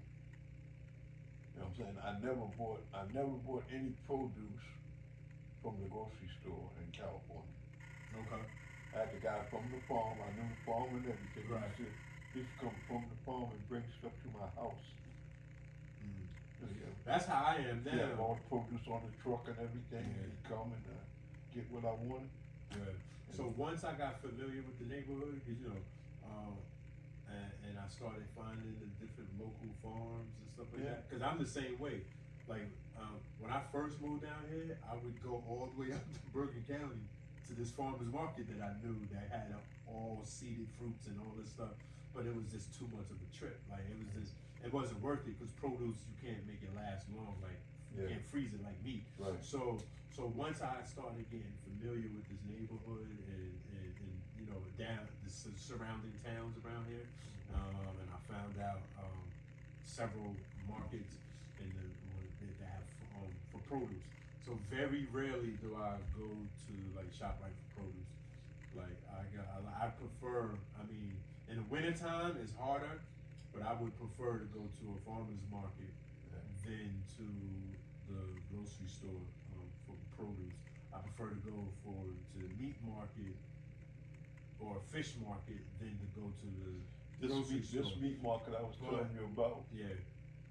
Is, I bet you every Polish person probably from miles and miles around go to this. They all go to this one butcher shop. Oh, okay. And I mean, you know what I'm saying? They got good quality meat. Yeah, you It's don't put not, me on it's, to it. it's not a big store either. Yeah. Usually they're not. It's not a big place, but like this butcher is like everybody knows this guy, Yeah. and that's where they go to get their cuts of beef and stuff like that. Right. You know what I'm saying, and they, I'm saying most of the people I knew that go there is Polish people, and Okay. they really, you know, that's the only place they go and get their meat from. Oh, okay. That's how I know, you know, that they go. He makes his own kibasi and all kinds of stuff like that, so they know who makes it and all that thing. But it's not like So it's like back in the day. It's like a time travel back in the 60s and 70s. It's not like you buying kibasi out of the store and they just grinding up anything and See putting him it in. acting crazy? That's crazy. Look at him. Yeah. Yo, guess what? The other night, She just coming to check. She Look, got. he just. Oh, he off today? Yeah, she off today. She went to the gym and ran her little thing. Yo, the other night he was dead asleep on the pillow that's behind you, and I seen her pull in. He didn't move. She got out of the car, closed the door. His ears popped up, and then he got off the couch, came over to the window. And then he started acting like that. He acts like that all the time. I don't know how. I know that a dog senses is way. You know. I know that a dog senses way heightened. But it's like amazing because we got so many different cars there. What's up? They hearing is like. Did he walk? No. I thought you really walked good. them. I text you. Oh, I didn't. Oh, my phone is over there. That's why I didn't get it. She went in the bathroom. He went in there with her. Yeah, he's spoiled. She spoiled him. Yeah, she spoiled him. Boy, that dog is spoiled as hell. But yeah, his sense is so heightened. Right. Like we have all these different cars in the driveway. How does he A know? dog can tell your walk. Right. They can distinguish your engine in your car. Mm-hmm. They probably can distinguish the way you close your door. Mm-hmm. They just, like, we can't cipher that because we don't have that keen of hearing stuff like that. Right. You know what I'm saying? But like we sit here, we don't hear nothing. He hear nothing. Yeah. He Exactly. he's like, you know, he start running around. You, oh, Malik coming.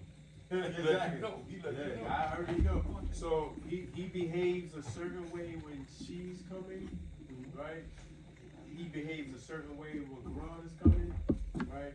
And he also behaves a certain way when you come because he was moving around, but he don't act or like when Malika is coming, he goes to this frenzy, Yeah, like he go crazy. like he being abused or something, and she's the savior.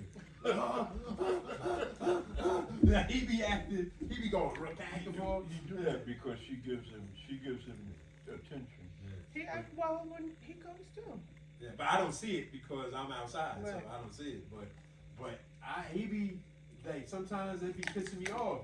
I be like, yo, you acting like you abused or something in here, man. They like know, you see her every day. Like, they relax. know, but they know who love them and stuff. Dogs, Yeah. they know a lot, man. They know a lot more than people think they know. Oh yeah, do. they way smart. I love dogs, right? And you want to know something? So one day Malika sent me a post of some social media post, right?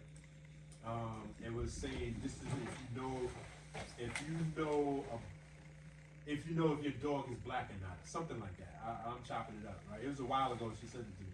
So the person had the dog holding the dog, it was a small dog like Snoop, holding the dog in front of their face, right? And seeing, because you know dogs like to lick, right? And they say a black dog, you can tell an owner of a black dog, a black owner of a dog, dogs can't not gonna lick you in the face or something like that, right? So the dog was being held like this in front of the person's face, right? And the dog wouldn't lick or do nothing, right? And so Malika sent a little laughy emoji, like laughing, right? Oh yeah, that dog black. And so I let her know. I said, first of all, because you know this is Malika's first dog, like her own dog, right? Yeah. And I've had several dogs in my lifetime, and I said, first of all, you don't what you don't know. Two things you pay attention to on a dog. One is their ears. Two is their tail, right? And if you pay attention to their ears and their tail, you will be able to communicate with your dog, and you'll understand your dog, right?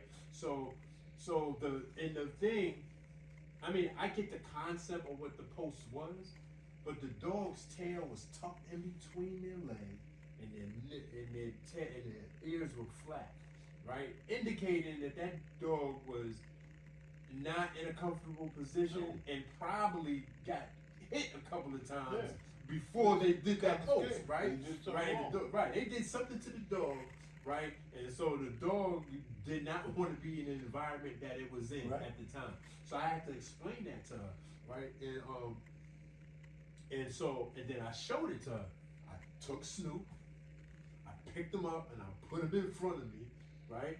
And he tried to lick my face, of course, right? But I said, look at his tail and look at his ears, right? His tail wagging, his ears is up, right? And so, and I wanted to show. So when I showed her that, she understood. She's like, oh, and then she see. So for me, the video was a terrible video because I understand animals. Well, I guess I understand animals, but I understand a dog. Communicating with a dog, you pay attention to their ears and their tail, right? And so, and so, yeah, it's important. I had a boxer when I had a dog, right? Right. You know, boxers get pretty good size, but like I had him trained good, like so. So if you came over to my house, you wouldn't have to worry about him bothering with you or nothing. Right. But I used to tell people, don't touch him. Mm-hmm. You know what I'm saying? And I had him trained so good that, you know, a couple guys that came over my house, you know, I had them trained so good that they felt that they could touch him. Right. And he would snap at them. And they'd be like, jump all the way across the room. Didn't I tell you not to touch him? You know what I'm saying? And when he came over and he was smelling me or whatever, I said, well, you should let me know. I was supposed to go lay down somewhere. Right. But, you know, this is his house. You know, if he's smelling you and his tail is standing straight up like that, he don't want you to touch him. You know what I'm saying? Mm-hmm. And people don't understand that. I try to tell them, don't touch him. Well, I can have him right here. Right next to you. As long as you don't touch him, he ain't gonna do nothing. Yeah, that's the one thing that I don't, because you know Snoop is he's still a puppy, and because of when he was born, when we got him, you know, his first winter, he was in the house. His first with us, it was too cold to bring him outside, because you know, Yorkshires, they don't have fur, they have hair. Yeah. Right. So it's different. Right, it's different. So he can't. It's like me trying to have hair, trying to stay warm with my hair. It's not gonna happen, right? Yeah. So he was sheltered. He was in the house all the time. But then when the springtime came and he was able to take him out, he started seeing all different dogs and different life forms and squirrels. And, he acted all crazy, right? And, and everything. He still do that to this day, but he's calming down slowly as he's getting older because he's 15 or 16 months old now, right? Yeah. So now, but the thing that I don't like, get back to what you was talking about. So sometimes some of my neighbors, right, you don't be speaking to me before we had Snoop, and I'm fine with that. Mike, good morning, and that's it. In passing, that's maybe. But now I'm walking him, and if you got a dog, right, you just walking up and you just want to pet him. Like, no. First of all, I don't know you, right?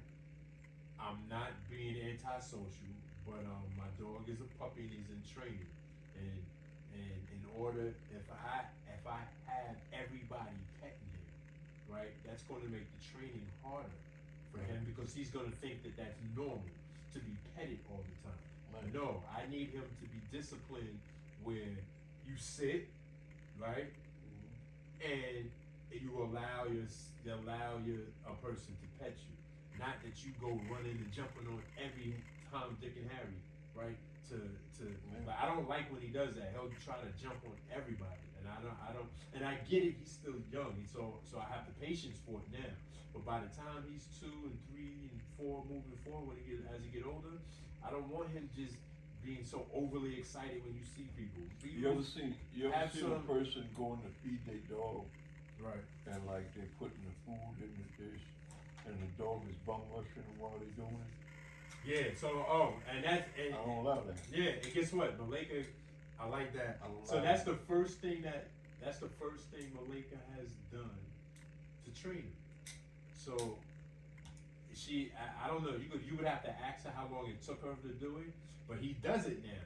So she feeds him, and cause we say grace before we eat, right? And when it's time to eat and does his dinner, she trained him to sit.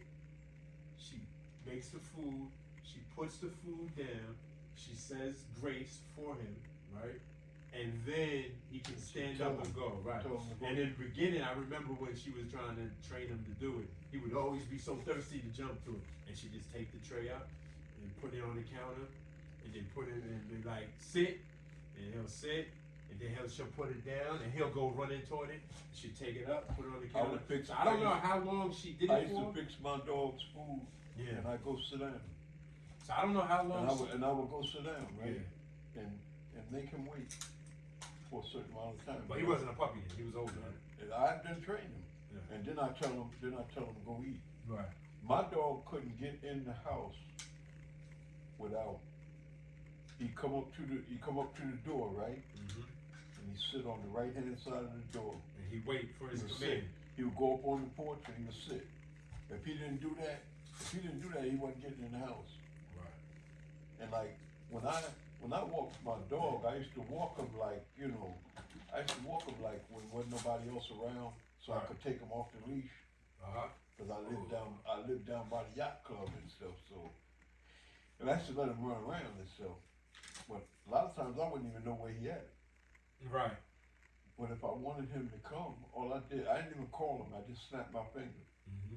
I snapped my finger and he'd come running. And when I snapped my finger, he would come running and he would run up on the porch and he would sit down beside the door. And I walk up to him and open the door, let him in the house. But like, he wouldn't eat outside from nobody. Right. He wouldn't even eat from me outside. And that's my concern too. I don't want him eating. Not saying he does, because I don't think he does. And he's pretty much sheltered anyway. Like we don't leave him unattended with nobody. So, but that's something I don't want him to get in the habit too, just eating from everybody. No. Because some people poison your dog. You don't want got a lot of haters out there. You don't want your dog eating from other people. Yeah. I remember a guy Michael was walking the boxer, right? Mm-hmm. And this guy tried to give him a dog biscuit or something. Right. And he snapped at the guy. The guy jumped. He said, oh, what kind of dog is that? Is that a pit bull? Is that? I said, no, that's not a pit bull, that's a boxer. Well, he tried to bite me. I said, what did you do to him? Well, I was just trying to give him a dog biscuit. Right. So I don't need you to give my dog anything. I feed my dog every day. I don't need you to give my dog anything. Yo, Unc, give me 1 second. I told him, don't Wait, Unc, give me 1 second. ever try to give my dog nothing again. Move, Snoop. Where you go? I gotta use the bathroom. Sometimes it just be coming out of nowhere. Give me 1 second. Move, Snoop. Look out. You gotta Okay. go. You gotta go. All right. Okay. What was I saying? Oh, so earlier today when we first started the footage, he was asking me about with the ice. So now, I had it on for however long, and I could feel the cold inside my knee, and it actually now lifting it up. It's stiff. It's really stiff. I just can't wait for this swelling to go away. Well, it's not swollen that bad. No, it's like a knot. You kind of could look. Look, I want. That's the trauma of getting operated on. Ooh, yeah. I just got to be careful with still bending it. Yeah. But so there's like it looks like this. My knee compared to this knee looks like this knee look like this. This knee look like this. Like it's a little knot here, but that's the information from on the inside. Yeah, so I still get this pinching sensation, and that can get anywhere up to like a 6, 7 in pain. Now it's probably like a 4 or 5. So it's there. It's alright. I'm fine. As long as you can bear the pain, it's alright. Yeah. I ain't good with pain. So, if it's bad pain, I have to take something. Yeah. I'm not good with pain like that. But that's like if I have dental work done or something like that. Right. Right afterwards, it'd be painful. Mm-hmm. So I'll take something, but like a day or two later, I ain't taking no more of that stuff. You know what I'm saying? And that's I'm not gonna lie. So when they prescribed me the oxycodone, right? I think I only used it for like 4 days, and I didn't like using it. It was making me nauseous and Because it's drowsy. It's an opioid. Yeah. And yeah, so I didn't finish it. I didn't finish them up. Opioids is always used for pain. Yeah. That's like if you get shot or something, they use morphine. Yeah.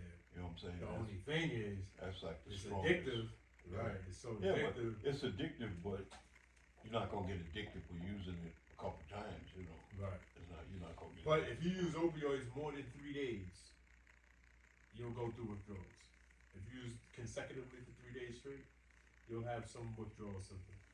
Not severe withdrawal symptoms, but you'll go through some It all withdrawal depends. symptoms. Everybody's different. It all depends. It all depends for real. Everybody's different when it comes to anything like that. Right. Certain things some people can take, some people can't take things. That's why you see some people, some things happen to them and they die, but then it happened to another person, the same thing, and they survive. It's because everybody's different. Yep. Everybody's different. Everybody think different. Everybody's created different. Mm-hmm. Ain't nobody the same. Nobody. So that's just the way it is. That's why I don't like when people, they try to put everybody in the same category. Right. Don't work like that. Mm-hmm. I'm serious. People try to say, oh, your blood pressure should be this, or your heart rate should be that. I'm saying, okay, it should be in the range, but your heart might beat faster than mine. Right. That ain't saying there's something wrong with your heart, because you're different. You know what I'm saying? So, would some constructive criticism, you're my first guest, tell me what you thought about the experience, give me some insight on what good or not good, Well, I can't tell you about that. I don't know anything about that. Yeah, me neither. But I never had my key. I really don't. oh no, I'm not. I'm talking about us sitting down with the podcast. Oh. Right, sitting down. You know, what did you think about this experience? Give me the good and the bad. It's pretty cool. We conversating on things, different stuff, you know what I'm saying? Yeah. Different things that's healthy for you and not healthy for you and all kinds of, Yeah. like we always do. Right. You know what I'm saying? I know you anything like that, but do you still use the app? Which app? The you carry. Yeah. We use it. I haven't used it since I've been in the house, but I think the last time I used it, my Did you surgery throw was everything on away? Yeah, you was here when I was throwing everything away. She get mad too. I ain't care. She get mad too. myself. Listen. If I didn't care, listen. I'm throwing it away because I care. So, listen. It's funny. That was funny though. She probably looked at me like, "Why in the world did you give him this?" Yeah. Listen, there was a lot of stuff. So I don't want to say the brand either, but the only dip, remember the salsa dip? So I was getting the brand that had the restaurant dip, and that was bad. From the app said it was bad, and then I had got the mild, the same company, the mild one that says mild on it, not restaurant style. And that was good. I think that was like 78%. It was close to 80%. So I was like, from now on, that's the dip I'm gonna get. And it tells you, it actually tell you what's bad in it. Yeah, the restaurant style one had a whole bunch of crazy stuff in it, and then the sour cream and onion one that I like, the spinach dip. That was like 30 something. I was like, damn, I can't eat that no more. Cause I ain't gonna lie, I like the spinach one. But I was like, damn. So the only one I eat now from that brand is the mild one that says mild on it. But the last time I used that app might have been the week of my surgery. So I don't go shopping or nothing like that. I haven't been out. Actually, your sister took me to the supermarket the other day. Actually, it was yesterday. A lot of times when I'm in the supermarket, it won't work. In the supermarket. Like if you notice when you go to Walmart or something like that, your phone don't really work in Walmart. I don't know. I've never really paid attention. I don't think they be wanting it to work inside these stores. You know what I'm saying? For real. No, there's certain like hospitals, certain places in hospitals, schools, certain areas. Yeah. The reception gets lower. Right. Or there's no reception at all. They don't want you to use it there. And just like I was watching this thing that said they have us. Hold on, before we do that, I want to wind this down because I don't know how long we've been here already. So, and then I could turn the camera off and we can, kick it, right? So, real quick, thank you for joining us for my very first episode with a guest. Thank you, Unc, man. I appreciate you for coming through and just talking shit with me. And what's your language? I gotta watch my language. This guy's still wet behind the ears, but I gotta watch my. But no, actually, it's for adults. So every time I post one of my things, there's a thing on it. I always put not for children, so children can't see none of this, and it's always for adult content. But again, I appreciate y'all. I'm going in. The episode is still not done. Once Unc leaves, then I'll do my exercise routine and get that out the way. But that's not going to be anytime soon, so I'm going to end up doing that later on. And I'll just attach it to the ending of this episode. Again, I hope the new year has been a pleasant and peaceful one. And all I want to just say is peace and blessings. And I'll see you tomorrow. Peace. Alright, so now, okay, you can say what you was gonna say now. It cut off? I'm turning it off now. Yeah. That's the only thing. Me being my own cameraman, I gotta do all this. Oh shit. 2 hours? Let's go. Okay. I'm back. Okay, to first start off with, I had a mishap with my camera stand, and so it's inoperable. So for the foreseeable future, till I get a new one, we're going to have to figure out some angles that I feel appropriate to continue my sessions. Okay, so to start off with, I did not know that my guest appearance, my initial first time guest appearance, was gonna take so long. And 2 hours went by like super fast.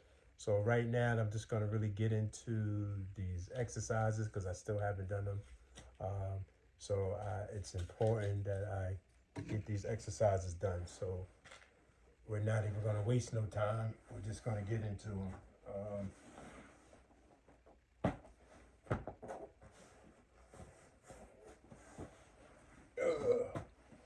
And I hope this is a good angle. Yeah, I think I could be seen, right? Yeah, that's a good angle. All right, so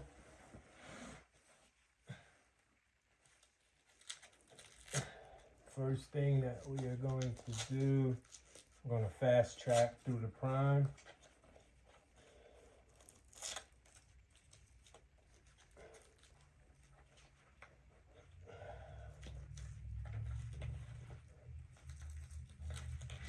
Okay.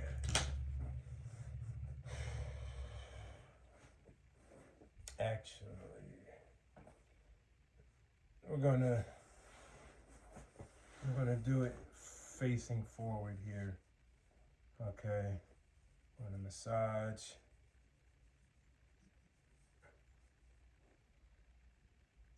I'm gonna massage real quick. We're gonna move the kneecap. We did that earlier. Never move the kneecap fast or hard. Don't force it, just let it move on its own.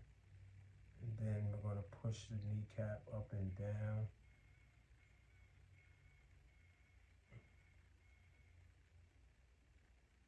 Okay. Next thing we're gonna do is set of 10 of up and downs. Ready, go. 1, 2, 3, 4, 5, 6, 7, 8, 9, 10. Gonna do circulars.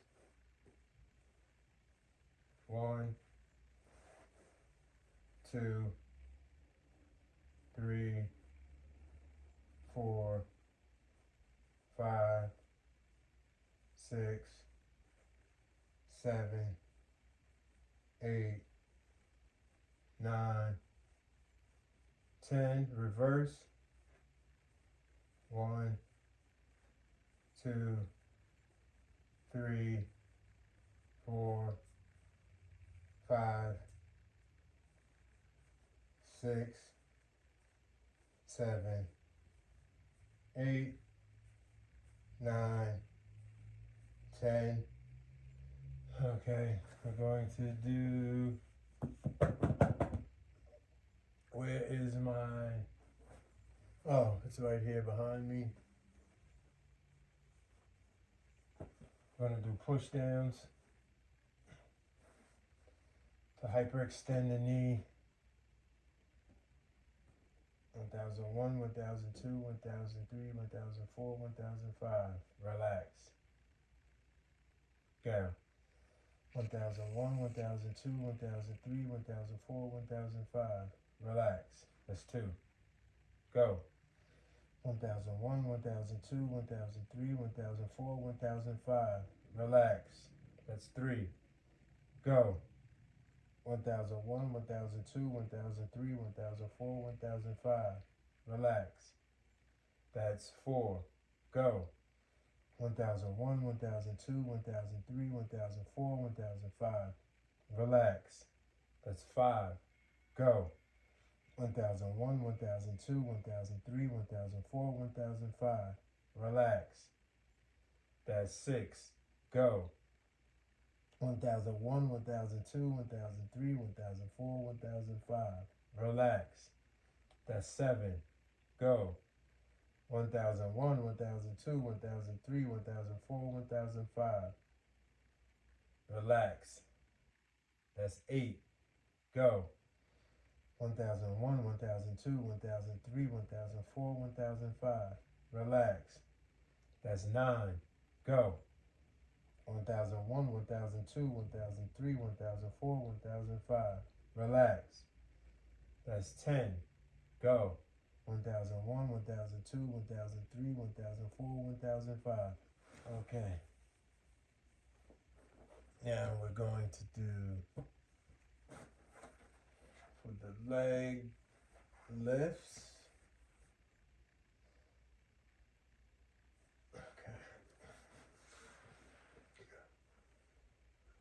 Okay. Ready? Oh, I forgot to do the flex. I'm supposed to do quad flex first. All right, we're gonna do quad flexes first. 1, 2, 3, 4, 5, 6, 7, 8, 9, 10. 1, 2, 3, 4, 5, 6, 7, 8, 9, 20. Relax. Just gonna do 2 sets of 20s. 1, 2, 3, 4, 5, 6, 7, 8, 9, 10. Hold it. 1001, 1002, 1003, 1004, 1005. Go. 1, 2, 3, 4, 5, 6, 7, 8, 9, 20. Okay, now we're gonna do the leg lift. Ready, set, go. 1001, 1002, 1003, 1004, 1005. Down. That's 1. Go. 1001, 1002, 1003, 1004, 1005. Down. That's 2. Go. 1001, 1002, 1003, 1004, 1005. Down. That's 3. Go.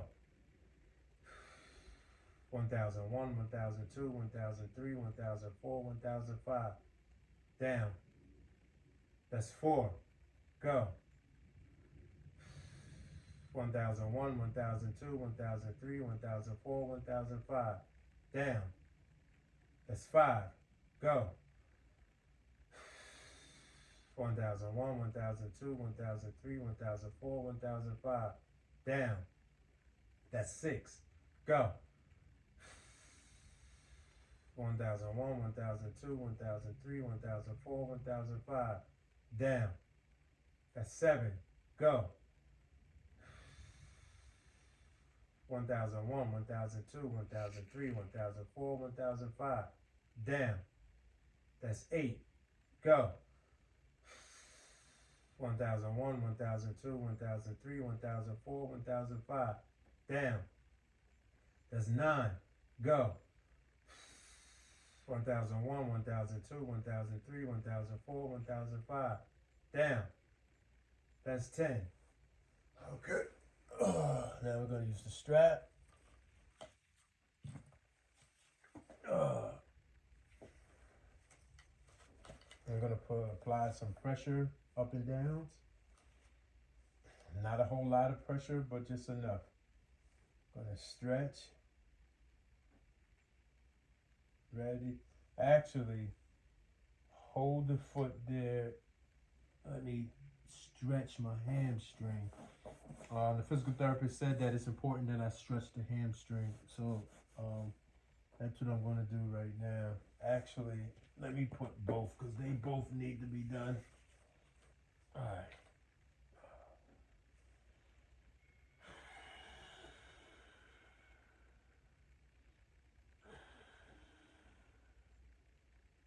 One thousand one, 1002, 1003, 1004, 1005, 1006, 1007, 1008, 1009, 1010.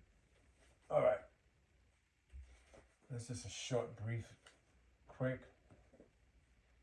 Okay, ready, go.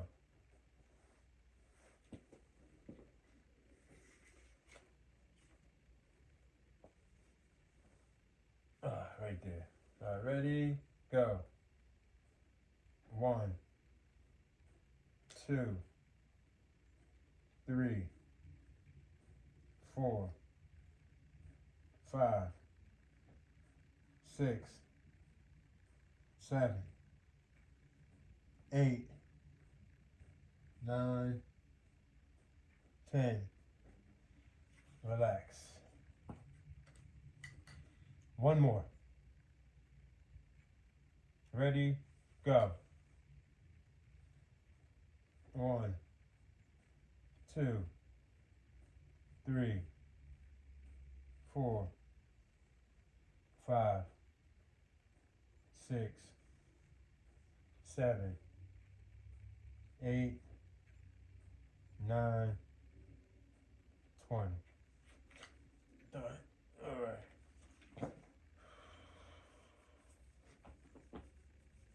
Massage it.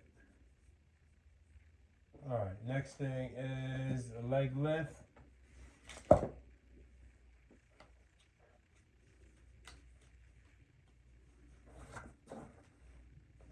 Ready, set, go. 1001, 1002, 1003, 1004, 1005. That's 1. 1001, 1002, 1003, 1004, 1005. That's 2. Go. 1001, 1002, 1003, 1004, 1005. Go. That's 4. 1001, go up, go up, go up. 1001, 1002, 1003, 1004, 1005. That's 5. Go. 1001, 1002, 1003, 1004, 1005. That's 6. Go. 1001, 1002, 1003, 1004, 1005. That's 7. Go. 1001, 1002, 1003, 1004, 1005. That's 8. Go. 1001, 1002, 1003, 1004, 1005. That's 9. Go. 1001, 1002, 1003, 1004, 1005. That's down. That's it. Now the next one is for my hip. We're gonna go up and slide and come back. Up. That's 2.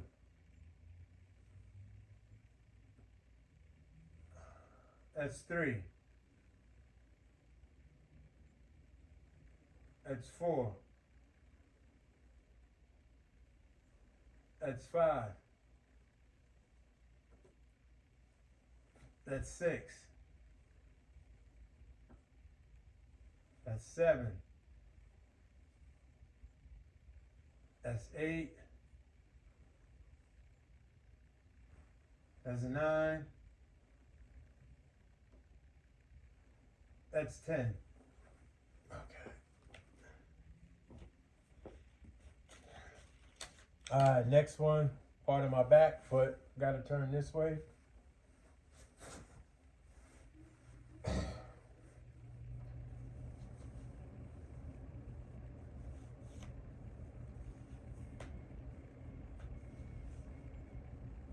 Now this is also for my hips as well. Will help strengthen the knee as well. Go. That's 1. That's 2. That's 3. That's 4. That's 5. That's 6. That's 7. That's 8. That's 9. That's 10. Relax. I'm gonna do one more set.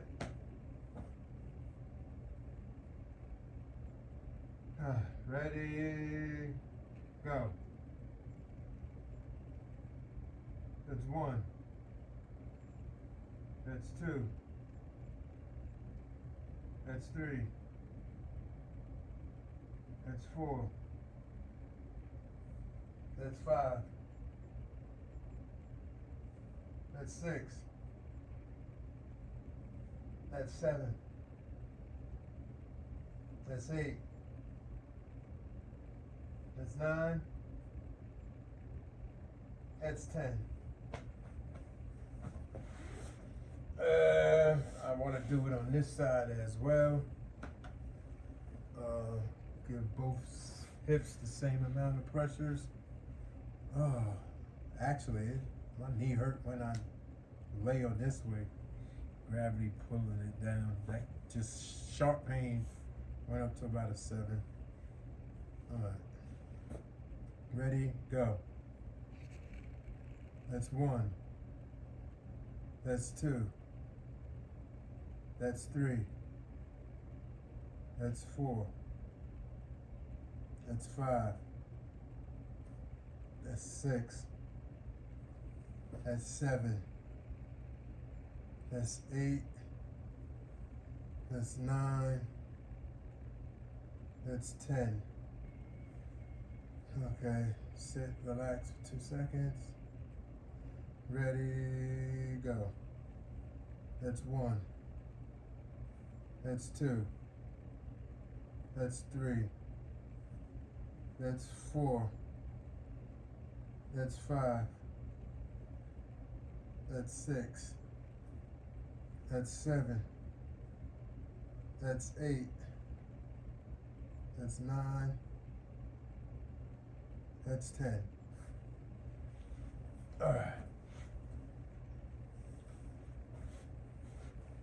Now, this one, something new that I'm going to, one of the new exercises that the therapist wants me to start doing too.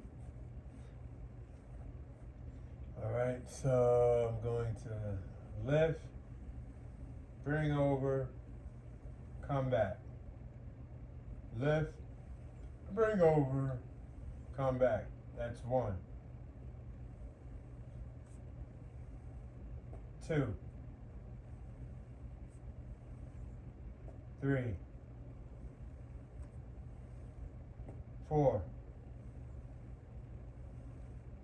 5.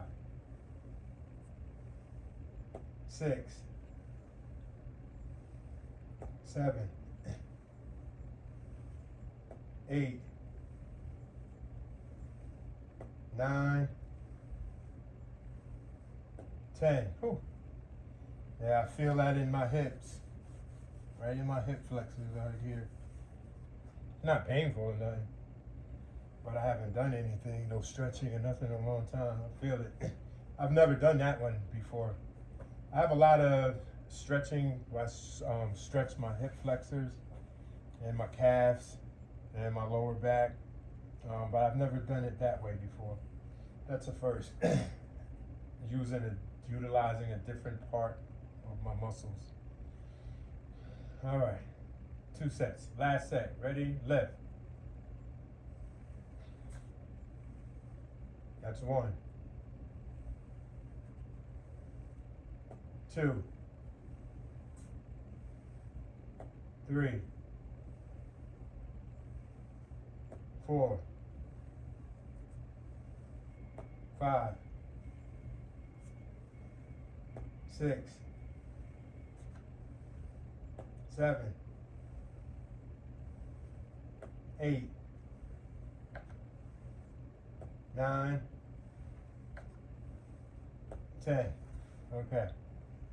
Next exercise is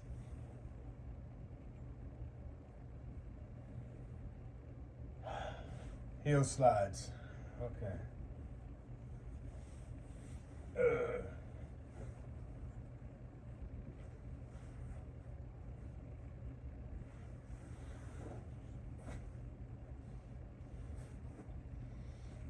All right.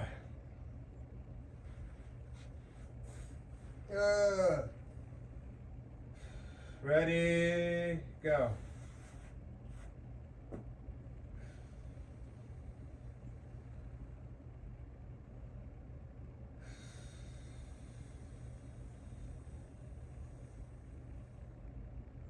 One 1001, 1002, 1003, 1004, 1005, 1006, 1007, 1008, 1009, 1010.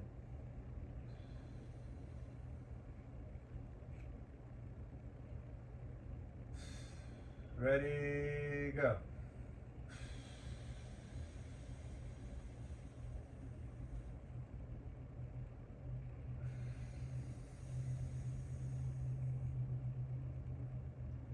One 1001, 1002, 1003, 1004, 1005, 1006, 1007, 1008, 1009, 1010.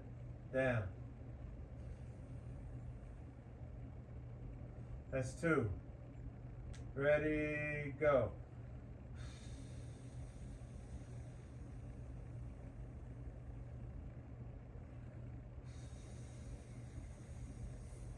One 1001, 1002, 1003, 1004, 1005, 1006, 1007, 1008, 1009, 1010. Down. That's 3. Go.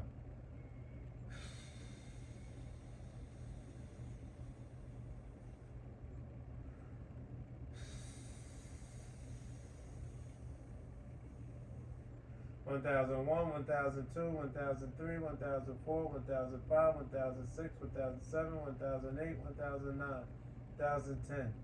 Down.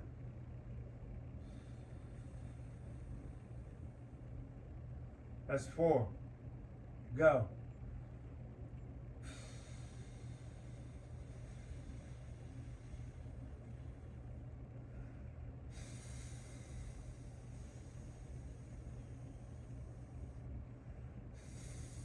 One 1001, 1002, 1003, 1004, 1005, 1006, 1007, 1008, 1009, 1010.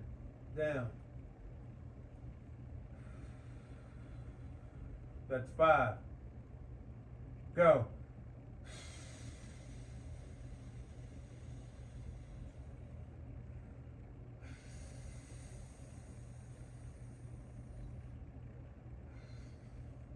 One 1001, 1002, 1003, 1004, 1005, 1006, 1007, 1008, 1009, 1010.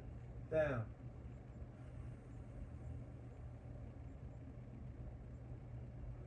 That's 6.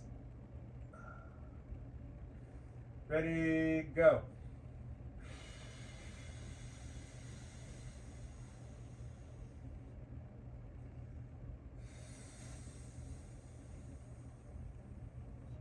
One 1001, 1002, 1003, 1004, 1005, 1006, 1007, 1008, 1009, 1010.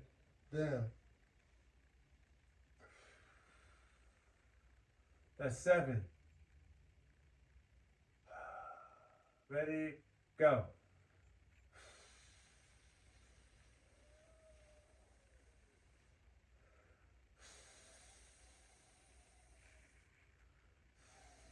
1001, 1002, 1003, 1004, 1005, 1006, 1007, 1008, 1009, 1010. Down.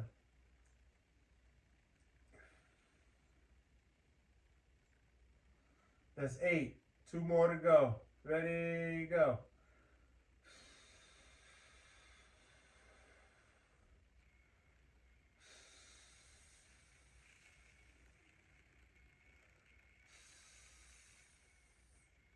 1001, 1002, 1003, 1004, 1005, 1006, 1007, 1008, 1009, 1010. Down.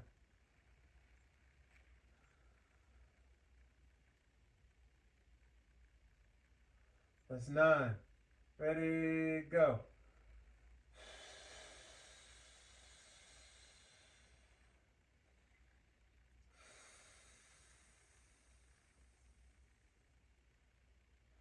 1001, 1002, 1003, 1004, 1005, 1006, 1007, 1008, 1009, 1010. Down.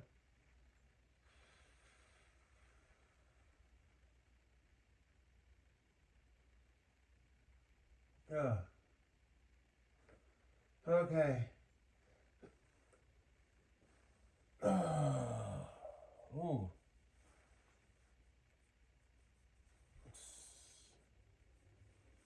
Oh, I feel that. I haven't had no pain meds all day today. Yeah, I really feel this one. Yeah, my knee really hurts today. Like a 7. A little sharp pains up to an 8. And I really believe that's because I need to take my pain medicine. And I will after these exercises. All right, the next one is a knee flex, laying on my back. See how well I can do. Ready, set, go. I'm gonna actually, let me show you on my good leg. I'm just gonna go like this as much as I can. I'm gonna go like this as much as I can. Ready, go. Slowly, slowly, slowly, slowly. Okay. Okay. That's almost 90 degrees. That looks like it might be about 85. 85 is down. That's 1. Go.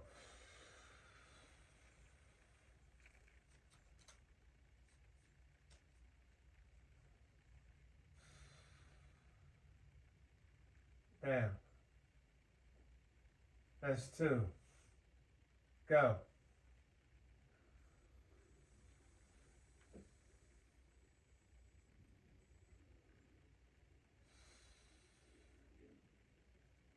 That's 3. Go. Now I'm doing my best not to pull with the straps. When I'm going down, of course, when my leg is fully extended, it's stretching. But when I'm lifting, I'm doing my best not to use my hands to pull, but just raise up. And I'm raising my hands up, but I'm not pulling toward me. Letting it go naturally. 1001, 1002, 1003, 1004, 1005. Down. All in one motion. I believe that's 4. I lost count. All right, ready, go.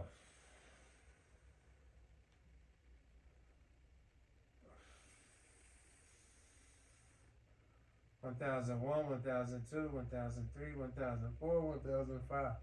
Down. That's 5. Ready, go.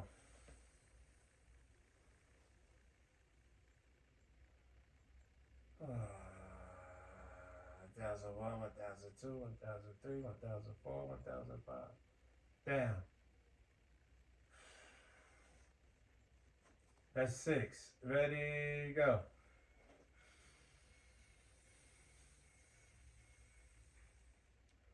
1001, 1002, 1003, 1004, 1005. Down. That's 7. Ready, go.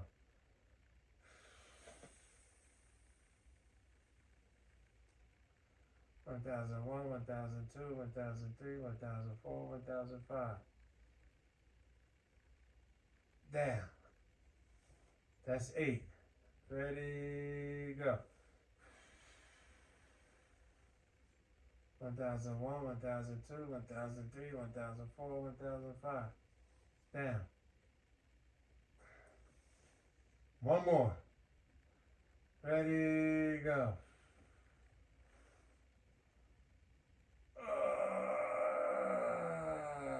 1001, 1002, 1003, 1004, 1005. Down. Okay. Ooh. Alright, now we're going to do gravity lifts.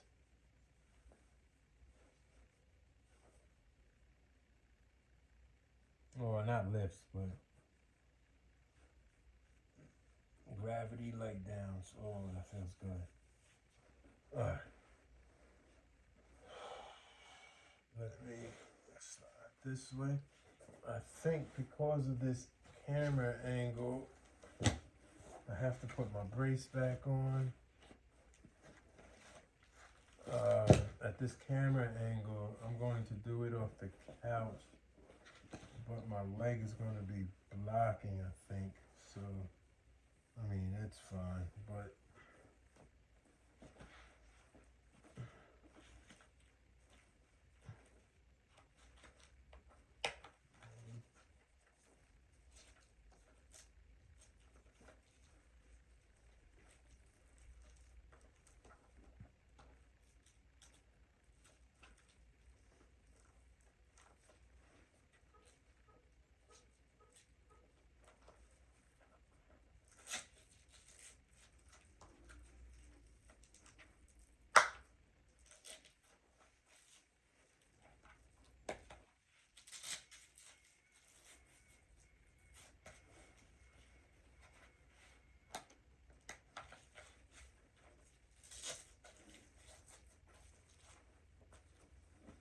alright, so let me unlock it. Should I unlock it now? No, I'll unlock it once I get up here. Where's my little phone ball? Alright, there we go. Alright. Okay. Okay. Unlock it.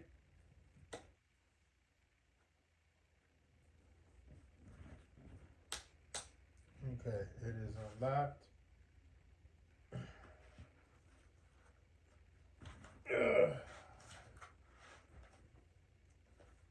Okay, can you see? Yeah, you could see. The camera could see. Okay, good thing that I could hold my leg up a little. I'm glad. I mean, I still, throughout the course of the day, will still use my hands on the brace to lift my leg. But I can move my leg and put it on the couch without assistance now. I still feel it, and it's not problematic, but I still feel it. This is not even on right. All right, so I'm gonna do sets of 10s. Ready, drop, slowly, just let it bend on its own. Oh, I feel it right in here. Oh, it's like a 6, 7. That's like a 7. Yeah, okay. Come on. Slowly. Slowly. Okay. That's one. Flex my quads. 1, 2, 3, 4, 5. Drop slowly. Slowly.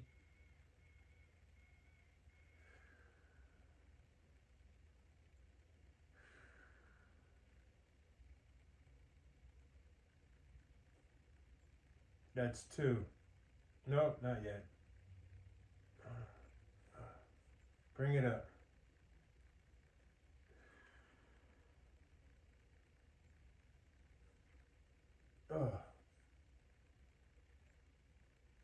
Okay, flex the quad.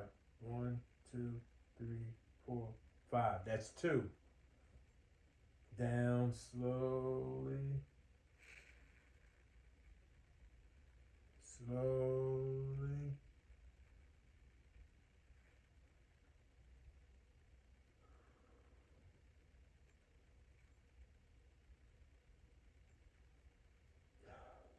Let's go up.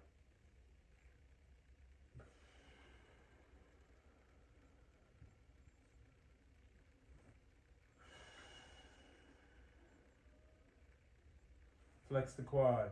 1, 2, 3, 4, 5. That's 3. Go. Slowly.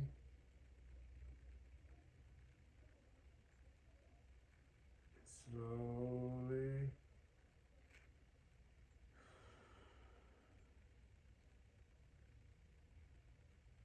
Let's go. Left.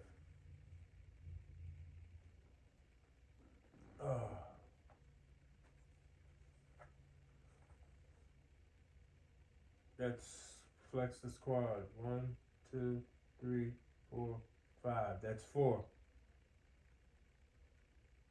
Slowly. Slowly.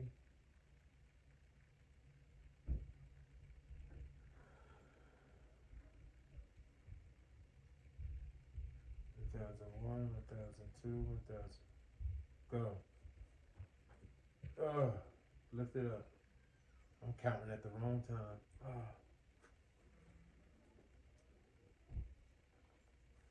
Flex the quad. 1, 2, 3, 4, 5. That's 5. Down.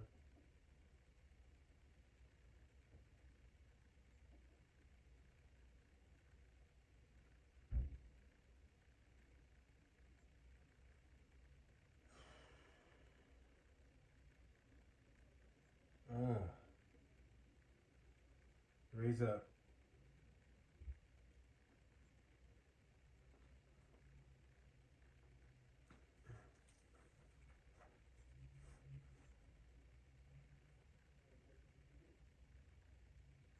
Flex the quad.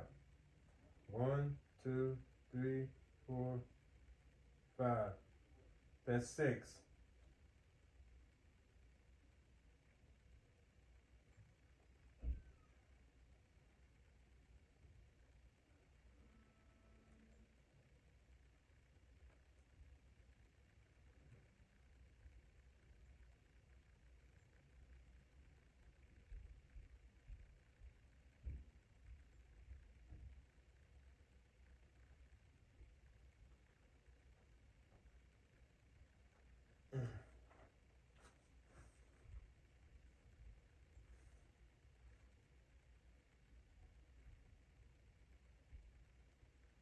Flex the quad. 1, 2, 3, 4, 5. That's 7.